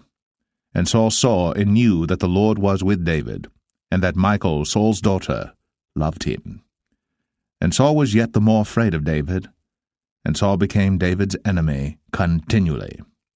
Then the princes of the Philistines went forth, and it came to pass after they went forth that David behaved himself more wisely than all the servants of Saul, so that his name was much set by. 1 Samuel 19. And Saul spake to Jonathan his son, and to all his servants, that they should kill David. But Jonathan Saul's son delighted much in David. And Jonathan told David, saying, Saul my father seeketh to kill thee. Now therefore I pray thee, take heed to thyself until the morning, and abide in a secret place, and hide thyself. And I will go out and stand beside my father in the field where thou art, and I will commune with my father of thee, and what I see, that I will tell thee. And Jonathan spake good of David unto Saul his father, and said unto him, Let not the king sin against his servant, against David, because he hath not sinned against thee, and because his works have been to thee ward very good. For he did put his life in his hand, and slew the Philistine. And the Lord wrought a great salvation for all Israel. Thou sawest it, and didst rejoice. Wherefore then wilt thou sin against innocent blood, to slay David without a cause? And Saul hearkened unto the voice of Jonathan. And Saul sware, As the Lord liveth, he shall not be slain. And Jonathan called David. And Jonathan showed him all those things. And Jonathan brought David to Saul, and he was in his presence, as in times past. And there was war again. And David went out, and fought with the Philistines, and slew them with a great slaughter, and they fled from him. And the evil spirit from the Lord was upon Saul, as he sat in his house with his javelin in his hand. And David played with his hand. And Saul sought to smite David even to the wall with the javelin, but he slipped away out of Saul's presence. And he smote the javelin to the wall, and David fled, and escaped that night. Saul also sent messengers unto David's house to watch him and to slay him in the morning. And Michal, David's wife, told him, saying, If thou save not thy life tonight, tomorrow thou shalt be slain. So Michal let David down through a window, and he went and fled, and escaped. And Michal took an image, and laid it in the bed, and put a pillow of goat's hair for his bolster, and covered it with a cloth. And when Saul sent messengers to take David, she said, He is sick. And Saul sent the messengers again to see David, saying, Bring him up to me in the bed, that I may slay him. And when the messengers were come in, behold, there was an image in the bed, with a pillow of goat's hair for his bolster. And Saul said unto Michal, Why hast thou deceived me so, and sent away mine enemy, that he is escaped? And Michal answered Saul, He said unto me, Let me go, why should I kill thee? So David fled, and escaped, and came to Samuel to Ramah, and told him all that Saul had done to him. And he and Samuel went, and dwelt in Naueth. And it was told Saul, saying, Behold, David is at Naueth in Ramah. And Saul sent messengers to take David. And when they saw the company of the prophets prophesying, and Samuel standing as appointed over them, The Spirit of God was upon the messengers of Saul, and they also prophesied. And when it was told Saul, he sent other messengers, and they prophesied likewise. And Saul sent messengers again the third time, and they prophesied also. Then went he also to Ramah, and came to a great well that is in Sechu. And he asked and said, Where are Samuel and David? And one said, Behold, they be at Naioth in Ramah. And he went thither to Naioth in Ramah. And the Spirit of God was upon him also, and he went on and prophesied, until he came to Naioth in Ramah. And he stripped off his clothes also, and prophesied before Samuel in like manner, and lay down naked all that day, and all that night. Wherefore they say, Is Saul also among the prophets? 1 Samuel 20. And David fled from Naioth in Ramah, and came and said before Jonathan, What have I done? What is mine iniquity? And what is my sin before thy father, that he seeketh my life? And he said unto him, God forbid, thou shalt not die. Behold, my father will do nothing either great or small, but that he will show it me. And why should my father hide this thing from me? It is not so. And David sware moreover, and said, Thy father certainly knoweth that I have found grace in thine eyes. And he saith, Let not Jonathan know this, lest he be grieved. But truly as the Lord liveth, and as thy soul liveth, there is but a step between me and death. Then said Jonathan unto David, Whatsoever thy soul desireth, I will even do it for thee. And David said unto Jonathan, Behold, tomorrow is the new moon, and I should not fail to sit with the king at meat, but let me go, that I may hide myself in the field unto the third day at even. If thy father at all miss me, then say, David earnestly asked leave of me that he might run to Bethlehem his city, for there is a yearly sacrifice there for all the family. If he say thus, it is well, thy servant shall have peace. But if he be very wroth, then be sure that evil is determined by him. Therefore thou shalt deal kindly with thy servant, for thou hast brought thy servant into a covenant of the Lord with thee. Notwithstanding, if there be in me iniquity, slay me thyself. For why shouldest thou bring me to thy father? And Jonathan said, Far be it from thee, for if I knew certainly that evil were determined by my father to come upon thee, then would not I tell it thee?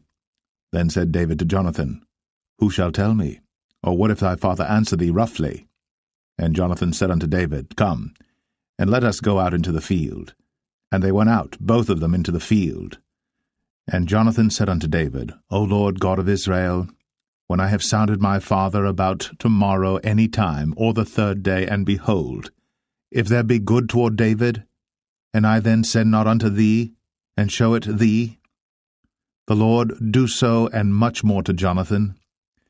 But if it please my father to do thee evil, then I will show it thee, and send thee away, that thou mayest go in peace, and the Lord be with thee, as he hath been with my father. And thou shalt not only while yet I live show me the kindness of the Lord, that I die not, but also thou shalt not cut off thy kindness from my house for ever, no, not when the Lord hath cut off the enemies of David every one from the face of the earth. So Jonathan made a covenant with the house of David, saying, Let the Lord even require it at the hand of David's enemies. And Jonathan caused David to swear again, because he loved him, for he loved him as he loved his own soul. Then Jonathan said to David, Tomorrow is the new moon, and thou shalt be missed, because thy seat will be empty. And when thou hast stayed 3 days, then thou shalt go down quickly, and come to the place where thou didst hide thyself when the business was in hand, and shalt remain by the stone Ezel. And I will shoot 3 arrows on the side thereof, as though I shot at a mark, and behold, I will send a lad, saying, Go, find out the arrows. If I expressly say unto the lad, Behold, the arrows are on this side of thee, take them, then come thou. For there is peace to thee, and no hurt, as the Lord liveth. But if I say thus unto the young man, Behold, the arrows are beyond thee, go thy way, for the Lord hath sent thee away, And as touching the matter which thou and I have spoken of, behold, the Lord be between thee and me forever. So David hid himself in the field. And when the new moon was come, the king sat him down to eat meat. And the king sat upon his seat as at other times, even upon a seat by the wall. And Jonathan arose, and Abner sat by Saul's side, and David's place was empty. Nevertheless Saul spake not anything that day, for he thought, Something hath befallen him. He is not clean. Surely he is not clean. And it came to pass on the morrow, which was the 2nd day of the month, that David's place was empty. And Saul said unto Jonathan his son, Wherefore cometh not the son of Jesse to meat, neither yesterday, nor today? And Jonathan answered Saul, David earnestly asked leave of me to go to Bethlehem. And he said, Let me go, I pray thee. For our family hath a sacrifice in the city, and my brother, he hath commanded me to be there, and now, if I have found favour in thine eyes, let me get away, I pray thee, and see my brethren. Therefore he cometh not unto the king's table. Then Saul's anger was kindled against Jonathan. And he said unto him, Thou son of the perverse, rebellious woman, do not I know that thou hast chosen the son of Jesse to thine own confusion, and unto the confusion of thy mother's nakedness? For as long as the son of Jesse liveth upon the ground, thou shalt not be established, nor thy kingdom. Wherefore, now send and fetch him unto me, for he shall surely die. And Jonathan answered Saul his father, and said unto him, Wherefore shall he be slain? What hath he done?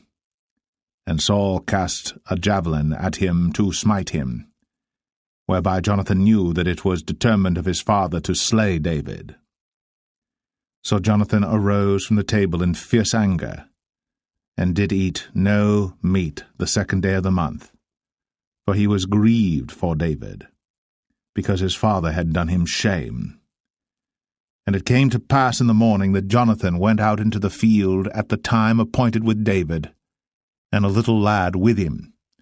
And he said unto his lad, Run, find out now the arrows which I shoot. And as the lad ran, he shot an arrow beyond him. And when the lad was come to the place of the arrow which Jonathan had shot, Jonathan cried after the lad, and said, Is not the arrow beyond thee? And Jonathan cried after the lad, Make speed, haste, stay not. And Jonathan's lad gathered up the arrows, and came to his master. But the lad knew not anything, only Jonathan and David knew the matter. And Jonathan gave his artillery unto his lad, and said unto him, Go, carry them to the city. And as soon as the lad was gone, David arose out of a place toward the south, and fell on his face to the ground, and bowed himself 3 times. And they kissed one another, and wept one with another, until David exceeded. And Jonathan said to David, Go in peace, for as much as we have sworn both of us in the name of the Lord, saying, The Lord be between me and thee, and between my seed and thy seed forever. And he arose, and departed. And Jonathan went into the city. 1 Samuel 21. Then came David to Nob, to Ahimelech the priest. And Ahimelech was afraid at the meeting of David, and said unto him, Why art thou alone, and no man with thee? And David said unto Ahimelech the priest, The king hath commanded me a business, and hath said unto me, Let no man know anything of the business whereabout I send thee, and what I have commanded thee. And I have appointed my servants to such and such a place. Now therefore, what is under thine hand? Give me 5 loaves of bread in mine hand, or what there is present.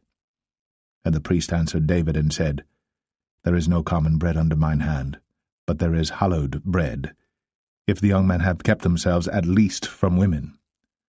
And David answered the priest, and said unto him, Of a truth, women have been kept from us, about these 3 days, since I came out.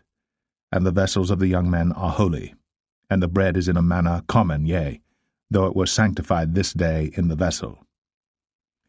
So the priests gave him hallowed bread, for there was no bread there but the showbread that was taken from before the Lord, to put hot bread in the day when it was taken away. Now a certain man of the servants of Saul was there that day, detained before the Lord, and his name was Doeg, an Edomite, the chiefest of the herdmen that belonged to Saul. And David said unto Ahimelech, And is there not here under thine hand spear or sword? For I have neither brought my sword nor my weapons with me, because the king's business required haste. And the priest said, The sword of Goliath the Philistine, whom thou slewest in the valley of Elah, behold, it is here, wrapped in a cloth behind the ephod. If thou wilt take that, take it, for there is no other save that here. And David said, There is none like that, give it me. And David arose, and fled that day for fear of Saul, and went to Achish, the king of Gath. And the servants of Achish said unto him, Is not this David the king of the land? Did they not sing one to another of him in dances, saying, Saul hath slain his thousands, and David his 10,000s? And David laid up these words in his heart, and was sore afraid of Achish, the king of Gath. And he changed his behaviour before them, and feigned himself mad in their hands, and scrabbled on the doors of the gate, and let his spittle fall down upon his beard. Then said Achish unto his servants, Lo, ye see the man is mad. Wherefore then have ye brought him to me? Have I need of madmen, that ye have brought this fellow to play the madman in my presence? Shall this fellow come into my house? 1 Samuel 22. David therefore departed thence, and escaped to the cave Adullam. And when his brethren and all his father's house heard it, they went down thither to him. And every one that was in distress, and every one that was in debt, and every one that was discontented gathered themselves unto him. And he became a captain over them. And there were with him about 400 men. And David went thence to Mizpeh of Moab. And he said unto the king of Moab, Let my father and my mother, I pray thee, come forth, and be with you, till I know what God will do for me. And he brought them before the king of Moab, and they dwelt with him all the while that David was in the hold. And the prophet Gad said unto David, Abide not in the hold, depart, and get thee into the land of Judah. Then David departed, and came into the forest of Hareth. When Saul heard that David was discovered, and the men that were with him. Now Saul abode in Gibeah under a tree in Ramah, having his spear in his hand, and all his servants were standing about him. Then Saul said unto his servants that stood about him, Hear now, ye Benjamites, will the son of Jesse give every one of you fields and vineyards, and make you all captains of thousands and captains of hundreds, that all of you have conspired against me? And there is none that showeth me that my son hath made a league with the son of Jesse. And there is none of you that is sorry for me, or showeth unto me that my son hath stirred up my servant against me, to lie in wait, as at this day. Then answered Doeg the Edomite, which was set over the servants of Saul, and said, I saw the son of Jesse coming to Nob, to Ahimelech, the son of Ahitub. And he inquired of the Lord for him, and gave him victuals, and gave him the sword of Goliath the Philistine. Then the king sent to call Ahimelech the priest, the son of Ahitub, and all his father's house, the priests that were in Nob, and they came all of them to the king. And Saul said, Hear now, thou son of Ahitub. And he answered, Here I am, my lord. And Saul said unto him, Why have ye conspired against me, thou and the son of Jesse, in that thou hast given him bread and a sword, and hast inquired of God for him, that he should rise against me to lie in wait, as at this day? Then Ahimelech answered the king, and said, And who is so faithful among all thy servants as David, which is the king's son-in-law, and goeth at thy bidding, and is honourable in thine house? Did I then begin to inquire of God for him? Be it far from me. Let not the king impute anything unto his servant, nor to all the house of my father, for thy servant knew nothing of all this, less or more. And the king said, Thou shalt surely die, Ahimelech, thou, and all thy father's house. And the king said unto the footmen that stood about him, Turn, and slay the priests of the Lord, because their hand also is with David, and because they knew when he fled, and did not show it to me. But the servants of the king would not put forth their hand to fall upon the priests of the Lord. And the king said to Doeg, Turn thou, and fall upon the priests. And Doeg the Edomite turned, and he fell upon the priests, and slew on that day 75 persons that did wear a linen ephod. And Nob, the city of the priests, smote he with the edge of the sword both men and women, children and sucklings, and oxen and asses, and sheep, with the edge of the sword. And one of the sons of Ahimelech, the son of Ahitub, named Abiathar, escaped, and fled after David. And Abiathar showed David that Saul had slain the Lord's priests. And David said unto Abiathar, I knew it that day when Doeg the Edomite was there, that he would surely tell Saul, I have occasioned the death of all the persons of thy father's house. Abide thou with me. Fear not, for he that seeketh my life seeketh thy life. But with me thou shalt be in safeguard. 1 Samuel 23. Then they told David, saying, Behold, the Philistines fight against Keilah, and they rob the threshing floors. Therefore David inquired of the Lord, saying, Shall I go and smite these Philistines? And the Lord said unto David, Go, and smite the Philistines, and save Keilah. And David's men said unto him, Behold, we be afraid here in Judah. How much more then if we come to Keilah against the armies of the Philistines? Then David inquired of the Lord yet again. And the Lord answered him and said, Arise, go down to Keilah, for I will deliver the Philistines into thine hand. So David and his men went to Keilah, and fought with the Philistines, and brought away their cattle, and smote them with a great slaughter. So David saved the inhabitants of Keilah. And it came to pass, when Abiathar, the son of Ahimelech, fled to David to Keilah, that he came down with an ephod in his hand. And it was told Saul that David was come to Keilah, and Saul said, God hath delivered him into mine hand, for he is shut in by entering into a town that hath gates and bars. And Saul called all the people together to war, to go down to Keilah, to besiege David and his men. And David knew that Saul secretly practiced mischief against him. And he said to Abiathar the priest, Bring hither the ephod.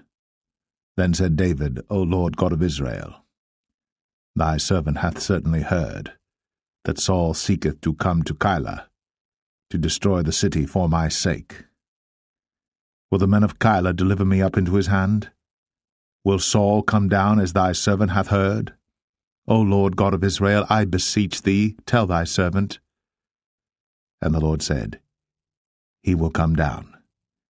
Then said David, Will the men of Keilah deliver me and my men into the hand of Saul? And the Lord said, They will deliver thee up. Then David and his men, which were about 600, arose, and departed out of Keilah, and went whithersoever they could go. And it was told Saul that David was escaped from Keilah, and he forbare to go forth. And David abode in the wilderness in strongholds, and remained in a mountain in the wilderness of Ziph. And Saul sought him every day, but God delivered him not into his hand. And David saw that Saul was come out to seek his life. And David was in the wilderness of Ziph in a wood. And Jonathan, Saul's son, arose, and went to David into the wood, and strengthened his hand in God. And he said unto him, Fear not, for the hand of Saul my father shall not find thee, and thou shalt be king over Israel. And I shall be next unto thee, and that also Saul my father knoweth. And they two made a covenant before the Lord. And David abode in the wood, and Jonathan went to his house. Then came up the Ziphites to Saul to Gibeah, saying, Doth not David hide himself with us in strongholds in the wood, in the hill of Hachilah, which is on the south of Jeshimon? Now therefore, O king, come down according to all the desire of thy soul to come down, and our part shall be to deliver him into the king's hand. And Saul said, Blessed be ye of the Lord, for ye have compassion on me. Go, I pray you, prepare yet, and know and see his place where his haunt is, and who hath seen him there? For it is told me that he dealeth very subtly. See therefore, and take knowledge of all the lurking places where he hideth himself, and come ye again to me with the certainty, and I will go with you. And it shall come to pass, if he be in the land, that I will search him out throughout all the thousands of Judah. And they arose, and went to Ziph before Saul. But David and his men were in the wilderness of Maon, in the plain, on the south of Jeshimon. Saul also and his men went to seek him, and they told David, wherefore he came down into a rock, and abode in the wilderness of Maon. And when Saul heard that, he pursued after David in the wilderness of Maon. And Saul went on this side of the mountain, and David and his men on that side of the mountain. And David made haste to get away for fear of Saul. For Saul and his men compassed David and his men round about to take them.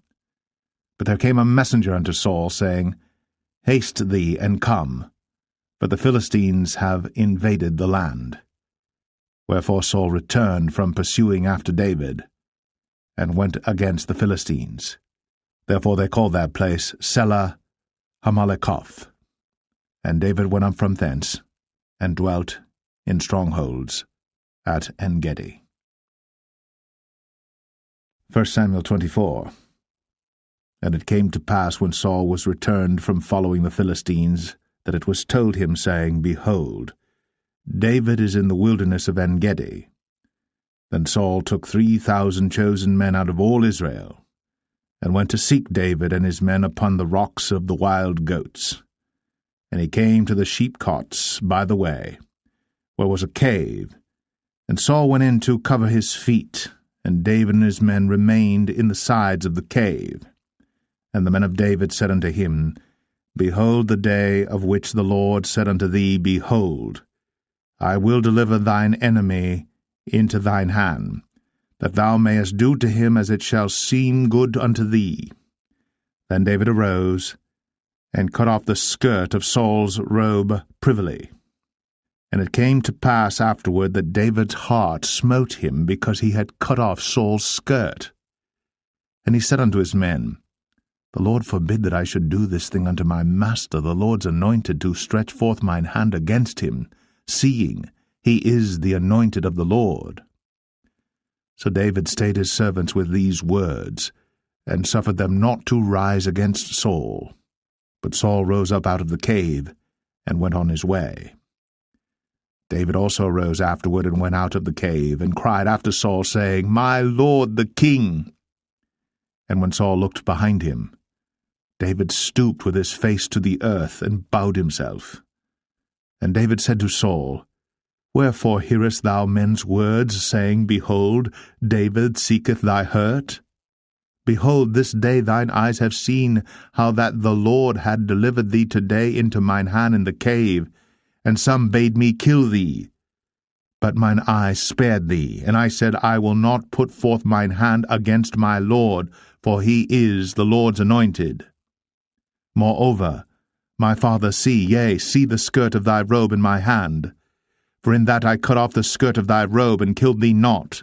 Know thou, and see that there is neither evil nor transgression in mine hand, and I have not sinned against thee, yet thou huntest my soul to take it.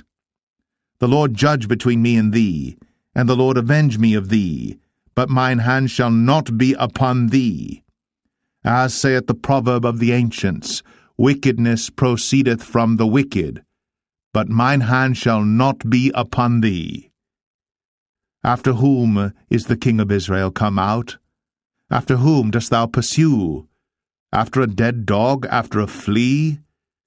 The Lord therefore be judge, and judge between me and thee, and see, and plead my cause, and deliver me out of thine hand.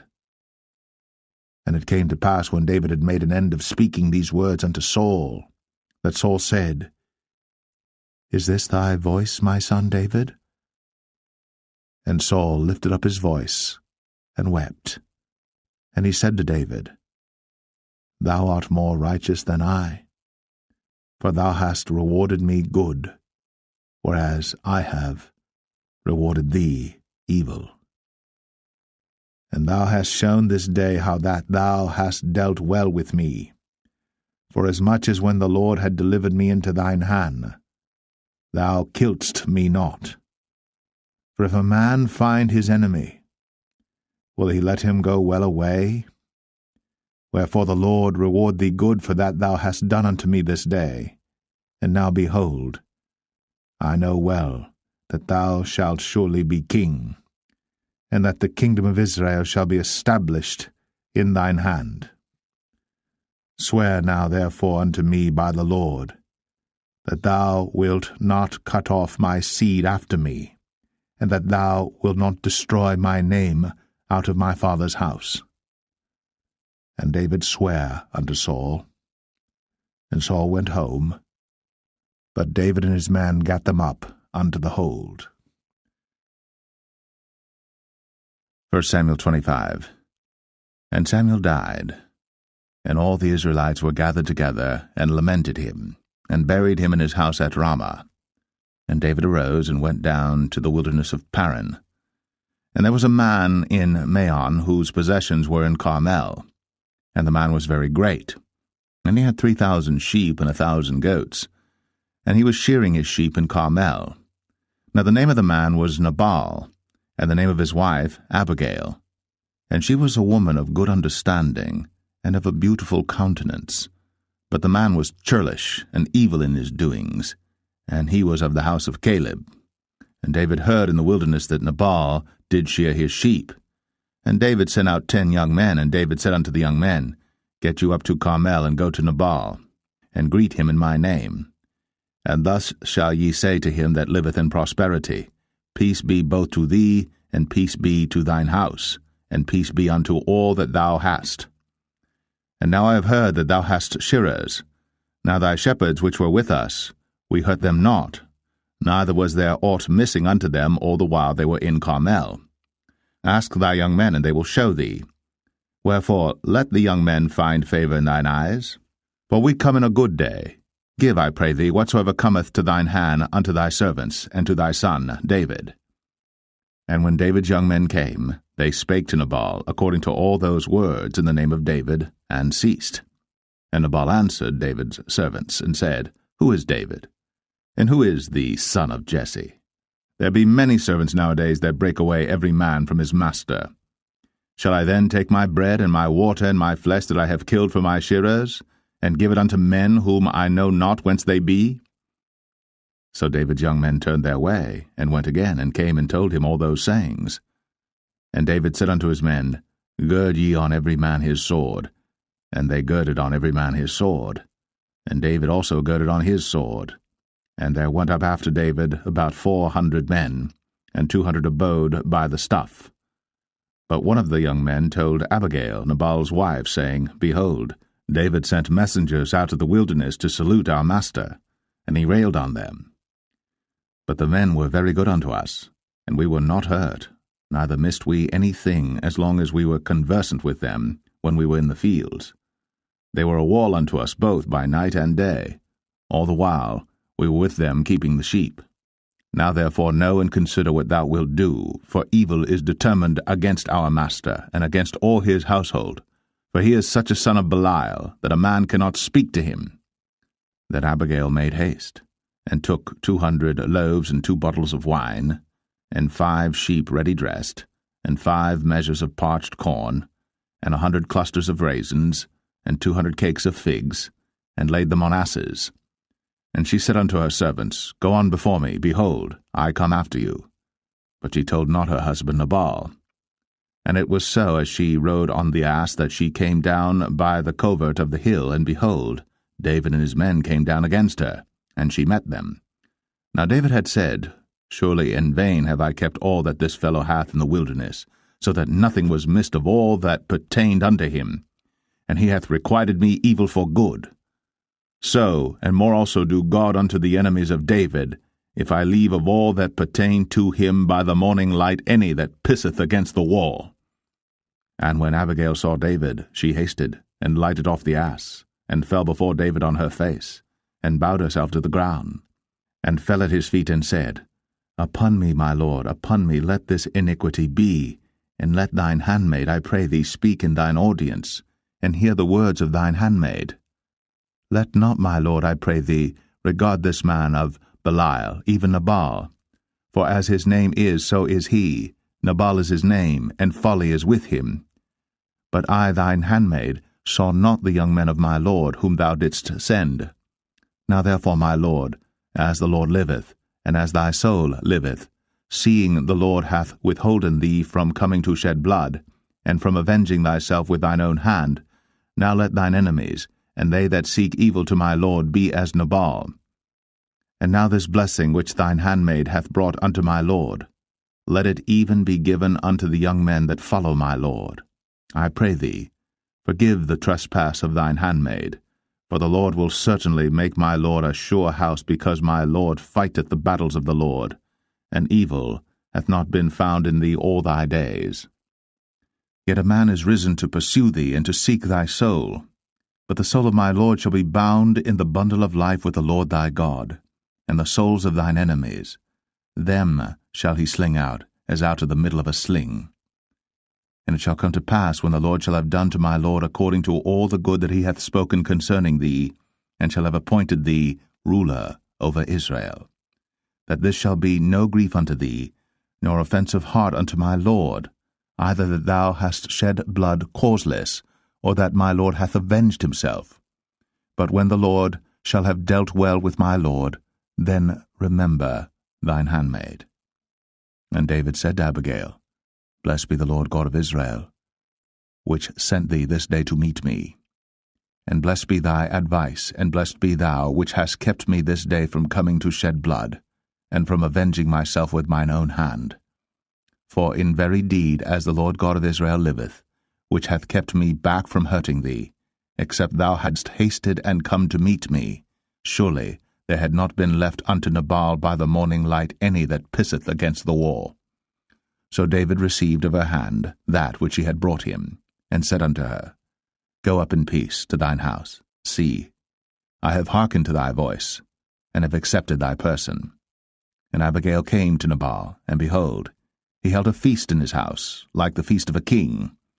And Nabal's heart was merry within him, for he was very drunken. Wherefore she told him nothing, less or more, until the morning light. But it came to pass in the morning, when the wine was gone out of Nabal, and his wife had told him these things, that his heart died within him, and he became as a stone. And it came to pass about 10 days after, that the Lord smote Nabal, that he died.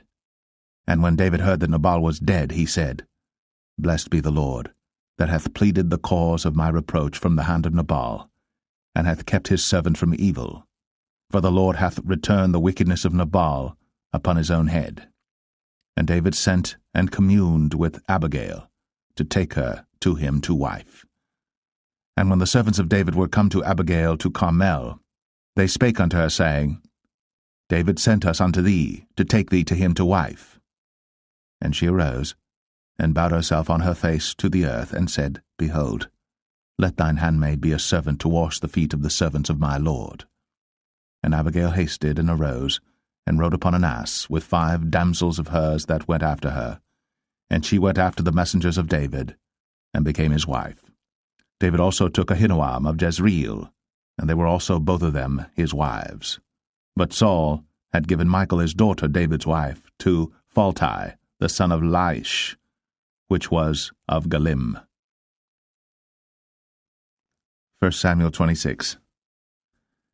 And the Ziphites came unto Saul to Gibeah, saying, Doth not David hide himself in the hill of Hachilah, which is before Jeshimon? Then Saul arose, and went down to the wilderness of Ziph, having 3,000 chosen men of Israel with him to seek David in the wilderness of Ziph. And Saul pitched in the hill of Hachilah, which is before Jeshimon, by the way. But David abode in the wilderness, and he saw that Saul came after him into the wilderness. David therefore sent out spies, and understood that Saul was come in very deed. And David arose, and came to the place where Saul had pitched. And David beheld the place where Saul lay, and Abner the son of Ner, the captain of his host. And Saul lay in the trench, and the people pitched round about him. Then answered David and said to Ahimelech the Hittite, and to Abishai, the son of Zeruiah, brother to Joab, saying, Who will go down with me to Saul to the camp? And Abishai said, I will go down with thee. So David and Abishai came to the people by night, and behold, Saul lay sleeping within the trench, and his spear stuck in the ground at his bolster. But Abner and the people lay round about him. Then said Abishai to David, God hath delivered thine enemy into thine hand this day. Now therefore let me smite him, I pray thee, with the spear even to the earth at once, and I will not smite him the second time. And David said to Abishai, Destroy him not, for who can stretch forth his hand against the Lord's anointed, and be guiltless? David said furthermore, As the Lord liveth, the Lord shall smite him, or his day shall come to die, or he shall descend into battle and perish. The Lord forbid that I should stretch forth mine hand against the Lord's anointed. But I pray thee, take thou now the spear that is at his bolster, and the cruse of water, and let us go. So David took the spear and the cruse of water from Saul's bolster, and they gat them away, and no man saw it, nor knew it, neither awaked, for they were all asleep, because a deep sleep from the Lord was fallen upon them. Then David went over to the other side, and stood on the top of an hill afar off, a great space being between them. And David cried to the people, and to Abner the son of Ner, saying, Answerest thou not, Abner? Then Abner answered and said, Who art thou that criest to the king? And David said to Abner, Art not thou a valiant man? And who is like to thee in Israel? Wherefore then hast thou not kept thy lord the king? For there came one of the people in to destroy the king thy lord. This thing is not good that thou hast done. As the Lord liveth, ye are worthy to die, because ye have not kept your master the Lord's anointed. And now see where the king's spear is, and the cruse of water that was at his bolster. And Saul knew David's voice, and said, Is this thy voice, my son, David? And David said, It is my voice, my lord, O king. And he said, Wherefore doth my lord thus pursue after his servant? For what have I done, or what evil is in mine hand? Now therefore, I pray thee, let my lord the king hear the words of his servant. If the Lord have stirred thee up against me, let him accept an offering. But if they be the children of men, cursed be they before the Lord, for they have driven me out this day from abiding in the inheritance of the Lord, saying, Go serve other gods. Now therefore, let not my blood fall to the earth before the face of the Lord. For the king of Israel is come out to seek a flea, as when one doth hunt a partridge in the mountains. Then said Saul, I have sinned. Return, my son David, for I will no more do thee harm, because my soul was precious in thine eyes this day. Behold, I have played the fool, and have erred exceedingly. And David answered and said, Behold the king's spear, and let one of the young men come over and fetch it. The Lord render to every man his righteousness and his faithfulness. For the Lord delivered thee into my hand today. But I would not stretch forth mine hand against the Lord's anointed. And behold, as thy life was much set by this day in mine eyes, so let my life be much set by in the eyes of the Lord, and let him deliver me out of all tribulation.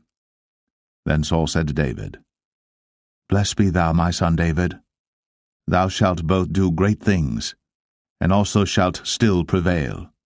So David went on his way, and Saul returned to his place. 1 Samuel 27. And David said in his heart, I shall now perish one day by the hand of Saul. There is nothing better for me than that I should speedily escape into the land of the Philistines, and Saul shall despair of me, to seek me any more in any coast of Israel, so shall I escape out of his hand. And David arose, and he passed over with the 600 men that were with him unto Achish, the son of Maoch, king of Gath. And David dwelt with Achish at Gath, he and his men, every man with his household, even David with his 2 wives, Ahinoam the Jezreelitess, and Abigail the Carmelitess, Nabal's wife. And it was told Saul that David was fled to Gath, and he sought no more again for him. And David said unto Achish, If I have now found grace in thine eyes, let them give me a place in some town in the country, that I may dwell there. For why should thy servant dwell in the royal city with thee? Then Achish gave him Ziklag that day, wherefore Ziklag pertaineth unto the kings of Judah unto this day. And the time that David dwelt in the country of the Philistines was a full year and 4 months. And David and his men went up, and invaded the Geshurites, and the Gezrites, and the Amalekites, for those nations were of old the inhabitants of the land, as thou goest to Shur, even unto the land of Egypt. And David smote the land, and left neither man nor woman alive, and took away the sheep and the oxen, and the asses, and the camels, and the apparel, and returned and came to Achish. And Achish said, Whither have ye made a road today? And David said, Against the south of Judah, and against the south of the Jerahmeelites, and against the south of the Kenites. And David saved neither man nor woman alive, to bring tidings to Gath, saying, Lest they should tell on us, saying, So did David, and so will be his manner all the while he dwelleth in the country of the Philistines. And Achish believed David, saying, He hath made his people Israel utterly to abhor him. Therefore he shall be my servant for ever. 1 Samuel 28. And it came to pass in those days that the Philistines gathered their armies together for warfare, to fight with Israel. And Achish said unto David, Know thou assuredly that thou shalt go out with me to battle, thou and thy men. And David said to Achish, Surely thou shalt know what thy servant can do? And Achish said to David, Therefore will I make thee keeper of mine head for ever. Now Samuel was dead, and all Israel had lamented him and buried him in Ramah, even in his own city.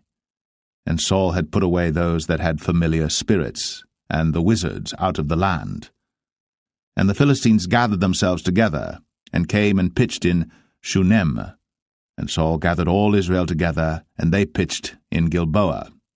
And when Saul saw the host of the Philistines, he was afraid, and his heart greatly trembled. And when Saul inquired of the Lord answered him not, neither by dreams, nor by Urim, nor by prophets. Then said Saul unto his servants, Seek me a woman that hath a familiar spirit, that I may go to her, and inquire of her. And his servant said to him, Behold, there is a woman that hath a familiar spirit at Endor. And Saul disguised himself, and put on other raiment, and he went, and 2 men with him. And they came to the woman by night. And he said, I pray thee, divine unto me by the familiar spirit, and bring me him up, whom I shall name unto thee. And the woman said unto him, Behold, thou knowest what Saul hath done, how he hath cut off those that have familiar spirits and the wizards out of the land? Wherefore then layest thou a snare for my life, to cause me to die? And Saul sware to her by the Lord, saying, As the Lord liveth, there shall no punishment happen to thee for this thing. Then said the woman, Whom shall I bring up unto thee? And he said, Bring me up Samuel. And when the woman saw Samuel, she cried with a loud voice, and the woman spake to Saul, saying, Why hast thou deceived me, for thou art Saul? And the king said unto her, Be not afraid, for what sawest thou? And the woman said unto Saul, I saw gods ascending out of the earth. And he said unto her, What form is he of? And she said, An old man cometh up, and he is covered with a mantle. And Saul perceived that it was Samuel, and he stooped with his face to the ground and bowed himself. And Samuel said to Saul, Why hast thou disquieted me to bring me up? And Saul answered, I am sore distressed, for the Philistines make war against me, and God is departed from me, and answereth me no more, neither by prophets nor by dreams.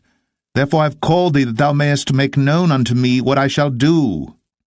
Then said Samuel, Wherefore then dost thou ask of me, seeing the Lord is departed from thee, and is become thine enemy? And the Lord hath done to him as he spake by me. For the Lord hath rent the kingdom out of thine hand, and given it to thy neighbor, even to David, because thou obeyest not the voice of the Lord, nor executest his fierce wrath upon Amalek. Therefore hath the Lord done this thing unto thee this day. Moreover the Lord will also deliver Israel with thee into the hand of the Philistines, and tomorrow shalt thou and thy sons be with me. The Lord also shall deliver the host of Israel into the hand of the Philistines. Then Saul fell straightway all along on the earth, and was sore afraid because of the words of Samuel. And there was no strength in him, for he had eaten no bread all the day, nor all the night.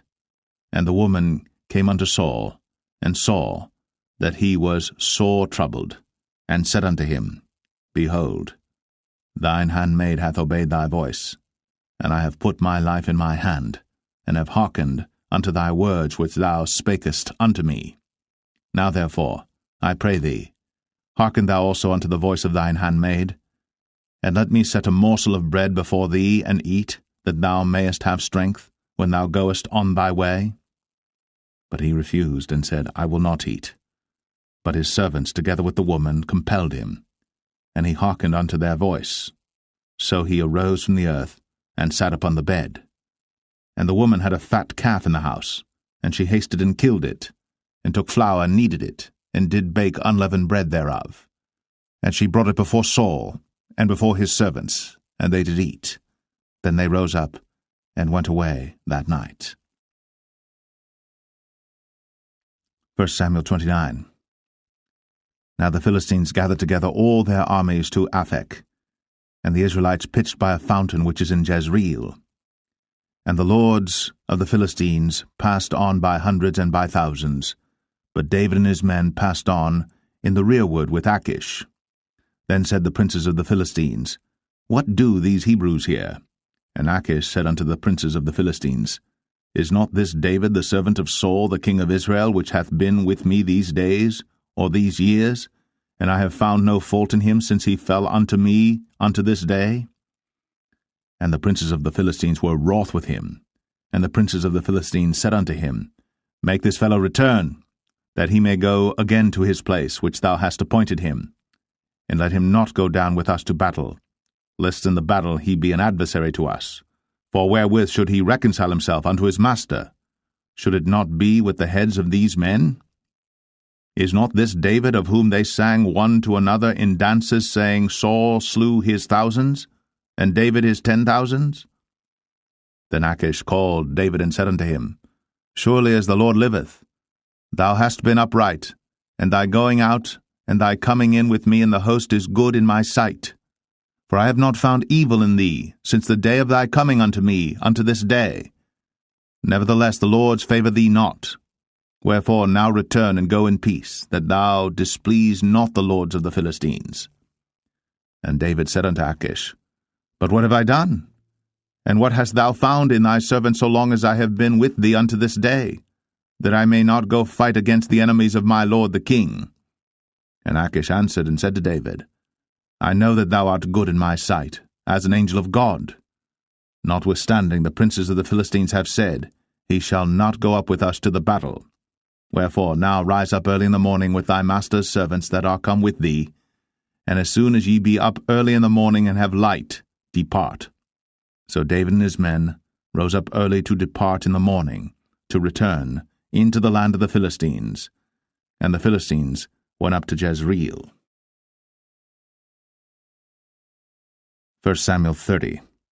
And it came to pass, when David and his men were come to Ziklag on the 3rd day, that the Amalekites had invaded the south and Ziklag, and smitten Ziklag, and burnt it with fire, and had taken the women captives that were therein.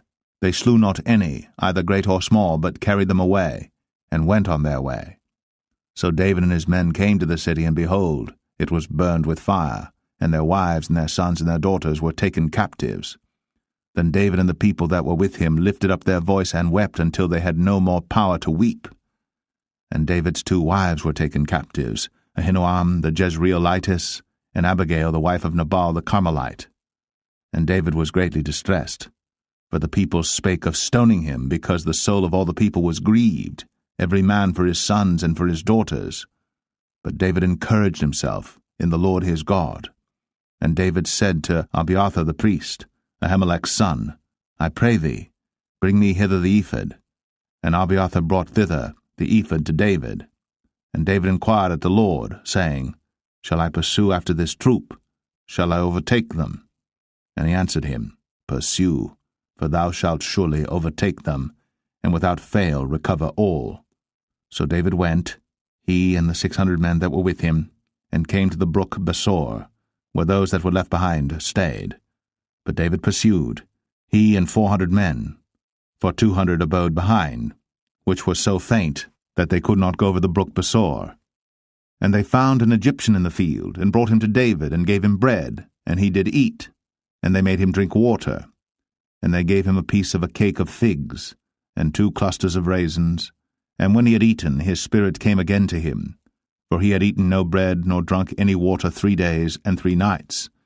And David said unto him, To whom belongest thou, and whence art thou? And he said, I am a young man of Egypt, servant to an Amalekite, and my master left me because 3 days agone I fell sick. We made an invasion upon the south of the Cherethites, and upon the coast which belongeth to Judah, and upon the south of Caleb, and we burned Ziklag with fire. And David said to him, Canst thou bring me down to this company?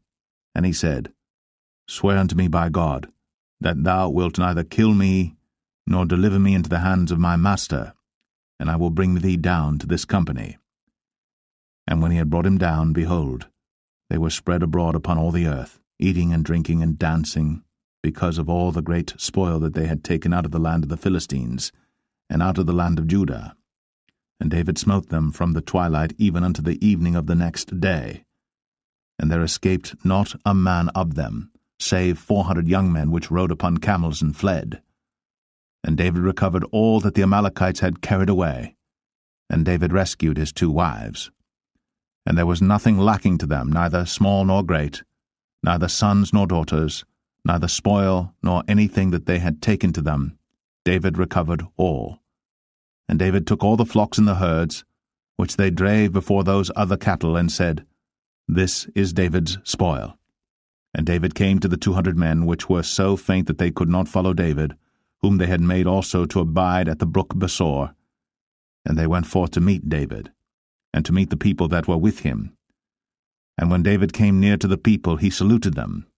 Then answered all the wicked men and men of Belial, of those that went with David, and said, Because they went not with us, we will not give them aught of the spoil that we have recovered, save to every man his wife and his children, that they may lead them away and depart. Then said David, Ye shall not do so, my brethren, with that which the Lord hath given us, who hath preserved us, and delivered the company that came against us into our hand. For who will hearken unto you in this matter? But as his part is that goeth down to the battle, so shall his part be that tarrieth by the stuff. They shall part alike. And it was so from that day forward that he made it a statute and an ordinance for Israel unto this day. And when David came to Ziklag, he sent of the spoil unto the elders of Judah, even to his friends, saying, Behold, a present for you of the spoil of the enemies of the Lord, to them which were in Bethel, and to them which were in South Ramoth, and to them which were in Jatir, and to them which were in Aroer, and to them which were in Siphmoth, and to them which were in Eshtemoa, and to them which were in Rakal, and to them which were in the cities of the Jerahmeelites, and to them which were in the cities of the Kenites, and to them which were in Hormah, and to them which were in Chor-Ashan, and to them which were in Athak, and to them which were in Hebron, and to all the places where David himself and his men were wont to haunt. 1 Samuel 31. Now the Philistines fought against Israel, and the men of Israel fled from before the Philistines, and fell down slain in Mount Gilboa. And the Philistines followed hard upon Saul and upon his sons. And the Philistines slew Jonathan and Abinadab and Malchishua, Saul's sons. And the battle went sore against Saul, and the archers hit him, and he was sore wounded of the archers. Then said Saul unto his armor-bearer, Draw thy sword, and thrust me through therewith, lest these uncircumcised come and thrust me through and abuse me. But his armor-bearer would not, for he was sore afraid. Therefore Saul took a sword, and fell upon it. And when his armor-bearer saw that Saul was dead, he fell likewise upon his sword, and died with him. So Saul died, and his 3 sons, and his armor-bearer, and all his men, that same day together. And when the men of Israel that were on the other side of the valley, and they that were on the other side Jordan, saw that the men of Israel fled, and that Saul and his sons were dead, they forsook the cities and fled. And the Philistines came and dwelt in them.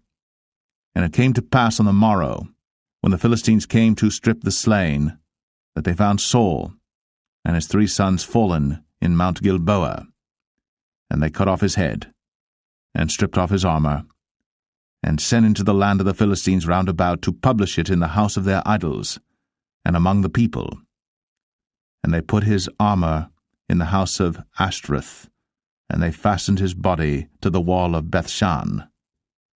And when the inhabitants of Jabesh-Gilead heard of that which the Philistines had done to Saul, all the valiant men arose, and went all night, and took the body of Saul, and the bodies of his sons from the wall of Bethshan, and came to Jabesh, and burnt them there. And they took their bones, and buried them under a tree at Jabesh, and fasted 7 days.